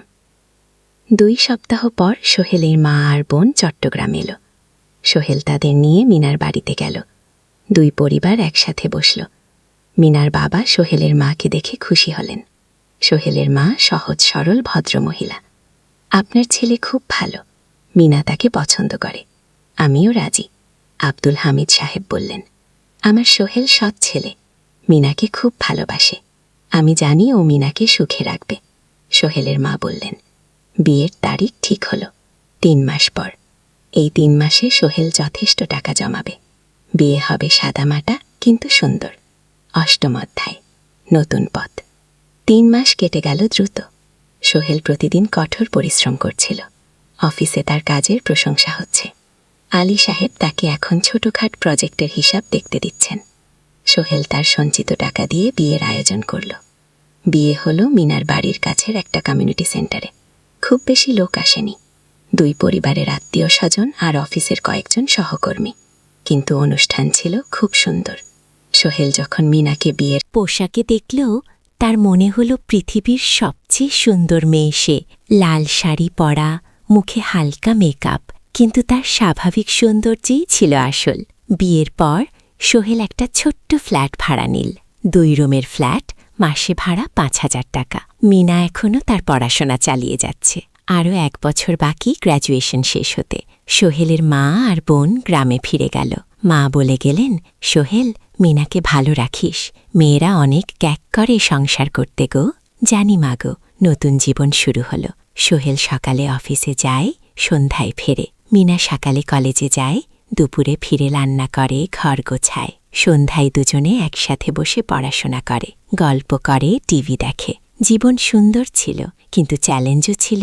মাসিক খরচ, ভাড়া 5,000, বাজার 3,000, বিদ্যুৎ গ্যাস 1,000, মায়ের জন্য 5,000, মিনার কলেজের খরচ 1,200, মোট প্রায় 14,000 টাকা। বাঁচাত মাত্র 1,000 খানেক। কিন্তু সোহেল হাল ছাড়ল না। শেষ সন্ধ্যায় একটা কম্পিউটার ট্রেনিং সেন্টারে পার্ট টাইম পড়ানো শুরু করল। সপ্তাহে 3 দিন 2 ঘন্টা করে। এতে মাসে আরও 3,000 টাকা আসতে লাগল। মিনাও বসে থাকল না। সে বাড়িতে বসে কয়েকজন স্কুলে ছাত্রছাত্রীকে টিউশন পড়াতে শুরু করল। মাসে 2,000 টাকা আয়। এভাবে কেটে গেল 6 মাস। দুজন মিলে পরিবার চালাচ্ছে, স্বপ্ন দেখছে। একদিন সোহেল বলল, মিনা, আমি একটা নতুন স্বপ্ন দেখছি গো। কি? আমি নিজে একটা ছোট্ট কনস্ট্রাকশন কোম্পানি খুলতে চাই। ছোট ছোট প্রজেক্ট নেব, বাড়ি মেরামত, ছোট বিল্ডিং বানানো, এসব। তোমার কি যথেষ্ট অভিজ্ঞতা আছে? আছে। আমি 2 বছর ধরে এই কাজের সাথে জড়িত। অনেক কিছু শিখেছি, আর আলী সাহেবও আমাকে সাহায্য করবেন। কিন্তু টাকা কোথায়? কোম্পানি খুলতে তো অনেক টাকা লাগবে গিয়ে। আমি জমাচ্ছি, আরও 1 বছর কাজ করব, তারপর চেষ্টা করব। মিনা তাকে সমর্থন দিল। তুমি পারবে, তোমার মধ্যে সেই শক্তি আছে। কি? নবম অধ্যায়, চ্যালেঞ্জের সময়। কিন্তু ভাগ্য সবসময় অনুকূলে থাকে না। সোহেল যখন স্বপ্ন দেখছিল নিজের কোম্পানি খোলার, তখনই একটা বড় সমস্যা এলো। আলী সাহেবের কোম্পানি একটা বড় প্রজেক্ট পেয়েছিল, একটা 10 তলা বিল্ডিং বানানোর কাজ। কিন্তু প্রজেক্টের প্রধান ইনভেস্টর হঠাৎ পালিয়ে গেলেন। তিনি কোম্পানির কাছ থেকে প্রায় 50 লাখ টাকা নিয়ে গেছেন। কিন্তু কাজ শেষ হয়নি। কোম্পানি বড় ক্ষতির মুখে পড়ল। আলী সাহেব অনেক কর্মচারীকে ছাঁটাই করতে বাধ্য হলেন। প্রায় 10 জনকে চাকরি থেকে বাদ দিলেন। বাকিদের বেতন কমাতে হলো। সোহেলকে আলী সাহেব ডেকে বললেন, সোহেল, আমি তোমাকে রাখতে চাই। তুমি বিশ্বস্ত কর্মচারী, কিন্তু তোমার বেতন কমাতে হবে 15,000 থেকে 10,000। সোহেল মনে মনে চিন্তায় পড়ে গেল। 10,000 টাকায় সংসার চলবে কিভাবে? মায়ের খরচ, ভাড়া, বাজার সব মিলিয়ে তো 14,000 টাকা লাগে। কিন্তু সে কিছু বলল না। ঠিক আছে স্যার। বাড়ি ফিরে সোহেল মিনাকে সব বলল। মিনা চিন্তিত হয়ে গেল। এখন কি হবে? চিন্তা করো না, আমি পার্ট টাইম টিউশনের সময় বাড়াবো, আর তুমিও বেশি করে টিউশন নাও। কিন্তু আমার তো পড়াশোনাও আছে গিয়ে। জানি, কিন্তু এখন এটাই করতে হবে গো। সোহেল সন্ধ্যায় আরও 2 জায়গায় পার্ট টাইম কাজ খুঁজে। একটা দোকানের সন্ধ্যায় হিসাব দেখার কাজ পেল, মাসে 2,000 টাকা। আর একটা জায়গায় সপ্তাহান্তে কম্পিউটার রিপেয়ারের কাজ পেল, মাসে 1,500 টাকা। মিনাও 3 জন নতুন স্টুডেন্ট নিল। টিউশনে তার আয় বাড়ল 2,000 থেকে 3,500-এ। কঠিন সময় ছিল। সোহেল সকাল 8টায় অফিসে যেত, সন্ধ্যায় 6টায় ফেরত। তারপর অধ্যায় স্বপ্ন পূরণের পথে। পরে 6 মাস। সোহেল খুব কঠোর পরিশ্রম করল। প্রজেক্টটা ম্যানেজ করা সহজ ছিল না। শ্রমিক নিয়োগ, ম্যাটেরিয়াল কেনা, কাজের তদারকি, সময়মতো কাজ শেষ করা, সব দায়িত্ব তার। প্রথম 2 মাস খুব চাপের মধ্যে গেল। একদিন একজন শ্রমিক কাজ করতে গিয়ে আহত হল। সোহেল তাকে হাসপাতালে নিয়ে গেল, তার চিকিৎসার খরচ দিল। এতে প্রজেক্টের বাজেট একটু বাড়ল, কিন্তু সোহেল জানত এটা করা দরকার। আরেকদিন ভুল ম্যাটেরিয়াল ডেলিভারি হল। সোহেল সেগুলো ফেরত পাঠালো, সঠিক জিনিস আনালো। এতে 3 দিন দেরি হল, কিন্তু কাজের মান ঠিক রইল। মিনা তাকে সবসময় সাপোর্ট করছিল।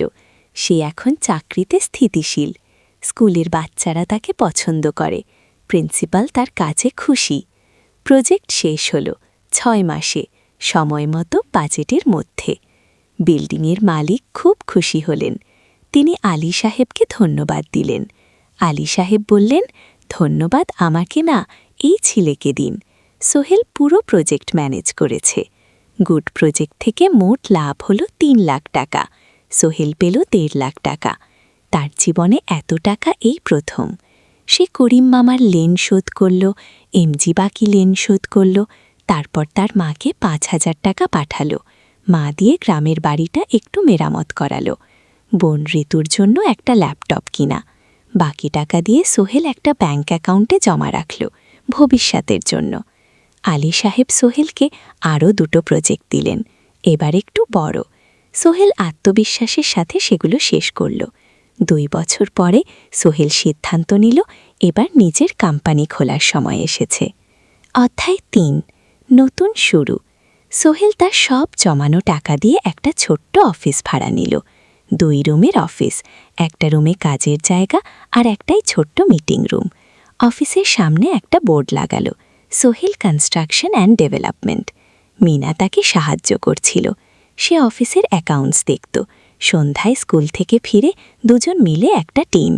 প্রথমে ছোট ছোট কাজ নিল, বাড়ি মেরামত, দোকান সংস্কার, ছোট বিল্ডিং কনস্ট্রাকশন। কাজের মান ভালো রাখার চেষ্টা করল, সময় মতো শেষ করল, দাম ন্যায্য রাখল। ধীরে ধীরে সোহেলের সুনাম ছড়িয়ে পড়ল। মানুষ তাকে বিশ্বাস করত। তার কাছে নতুন নতুন কাজ আসতে লাগল। প্রথম বছর খুব কষ্ট হলো, কখনো লাভ হতো, কখনো লস। কিন্তু সোহেল থেমে থাকল না। সে শিখতে লাগল ব্যবসা কিভাবে চালাতে হয়। দ্বিতীয় বছরে পরিস্থিতি ভালো হলো।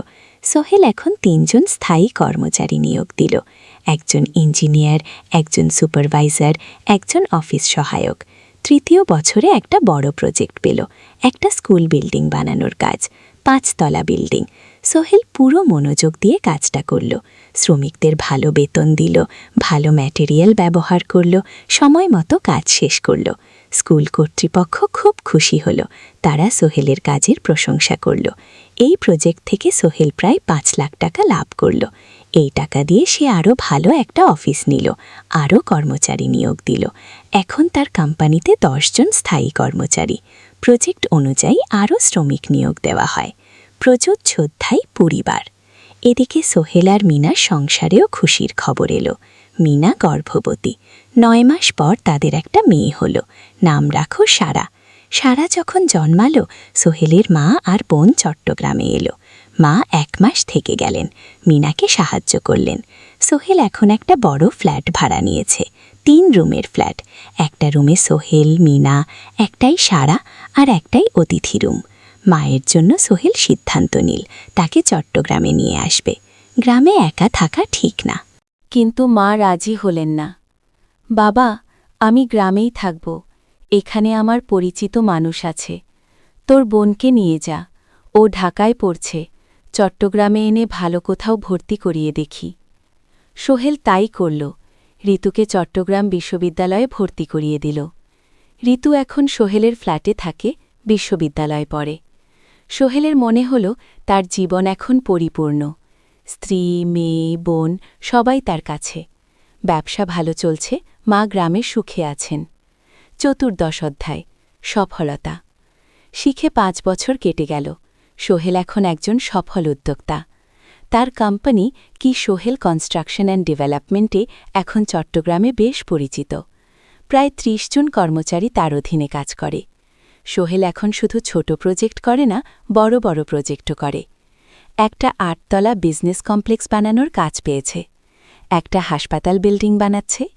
মিনা এখনও স্কুলে পড়ায়, সে এখন ভাইস প্রিন্সিপাল, সাথে সোহেলের কোম্পানির অ্যাকাউন্টস ম্যানেজার। 2 জন মিলে ব্যবসা চালায়। সারা এখন 4 বছরের, স্কুলে ভর্তি হয়েছে, খুব চালাক মেয়ে। ঋতু বিশ্ববিদ্যালয় থেকে গ্র্যাজুয়েট হয়ে একটা ব্যাংকে চাকরি পেয়েছে। একদিন আলী সাহেব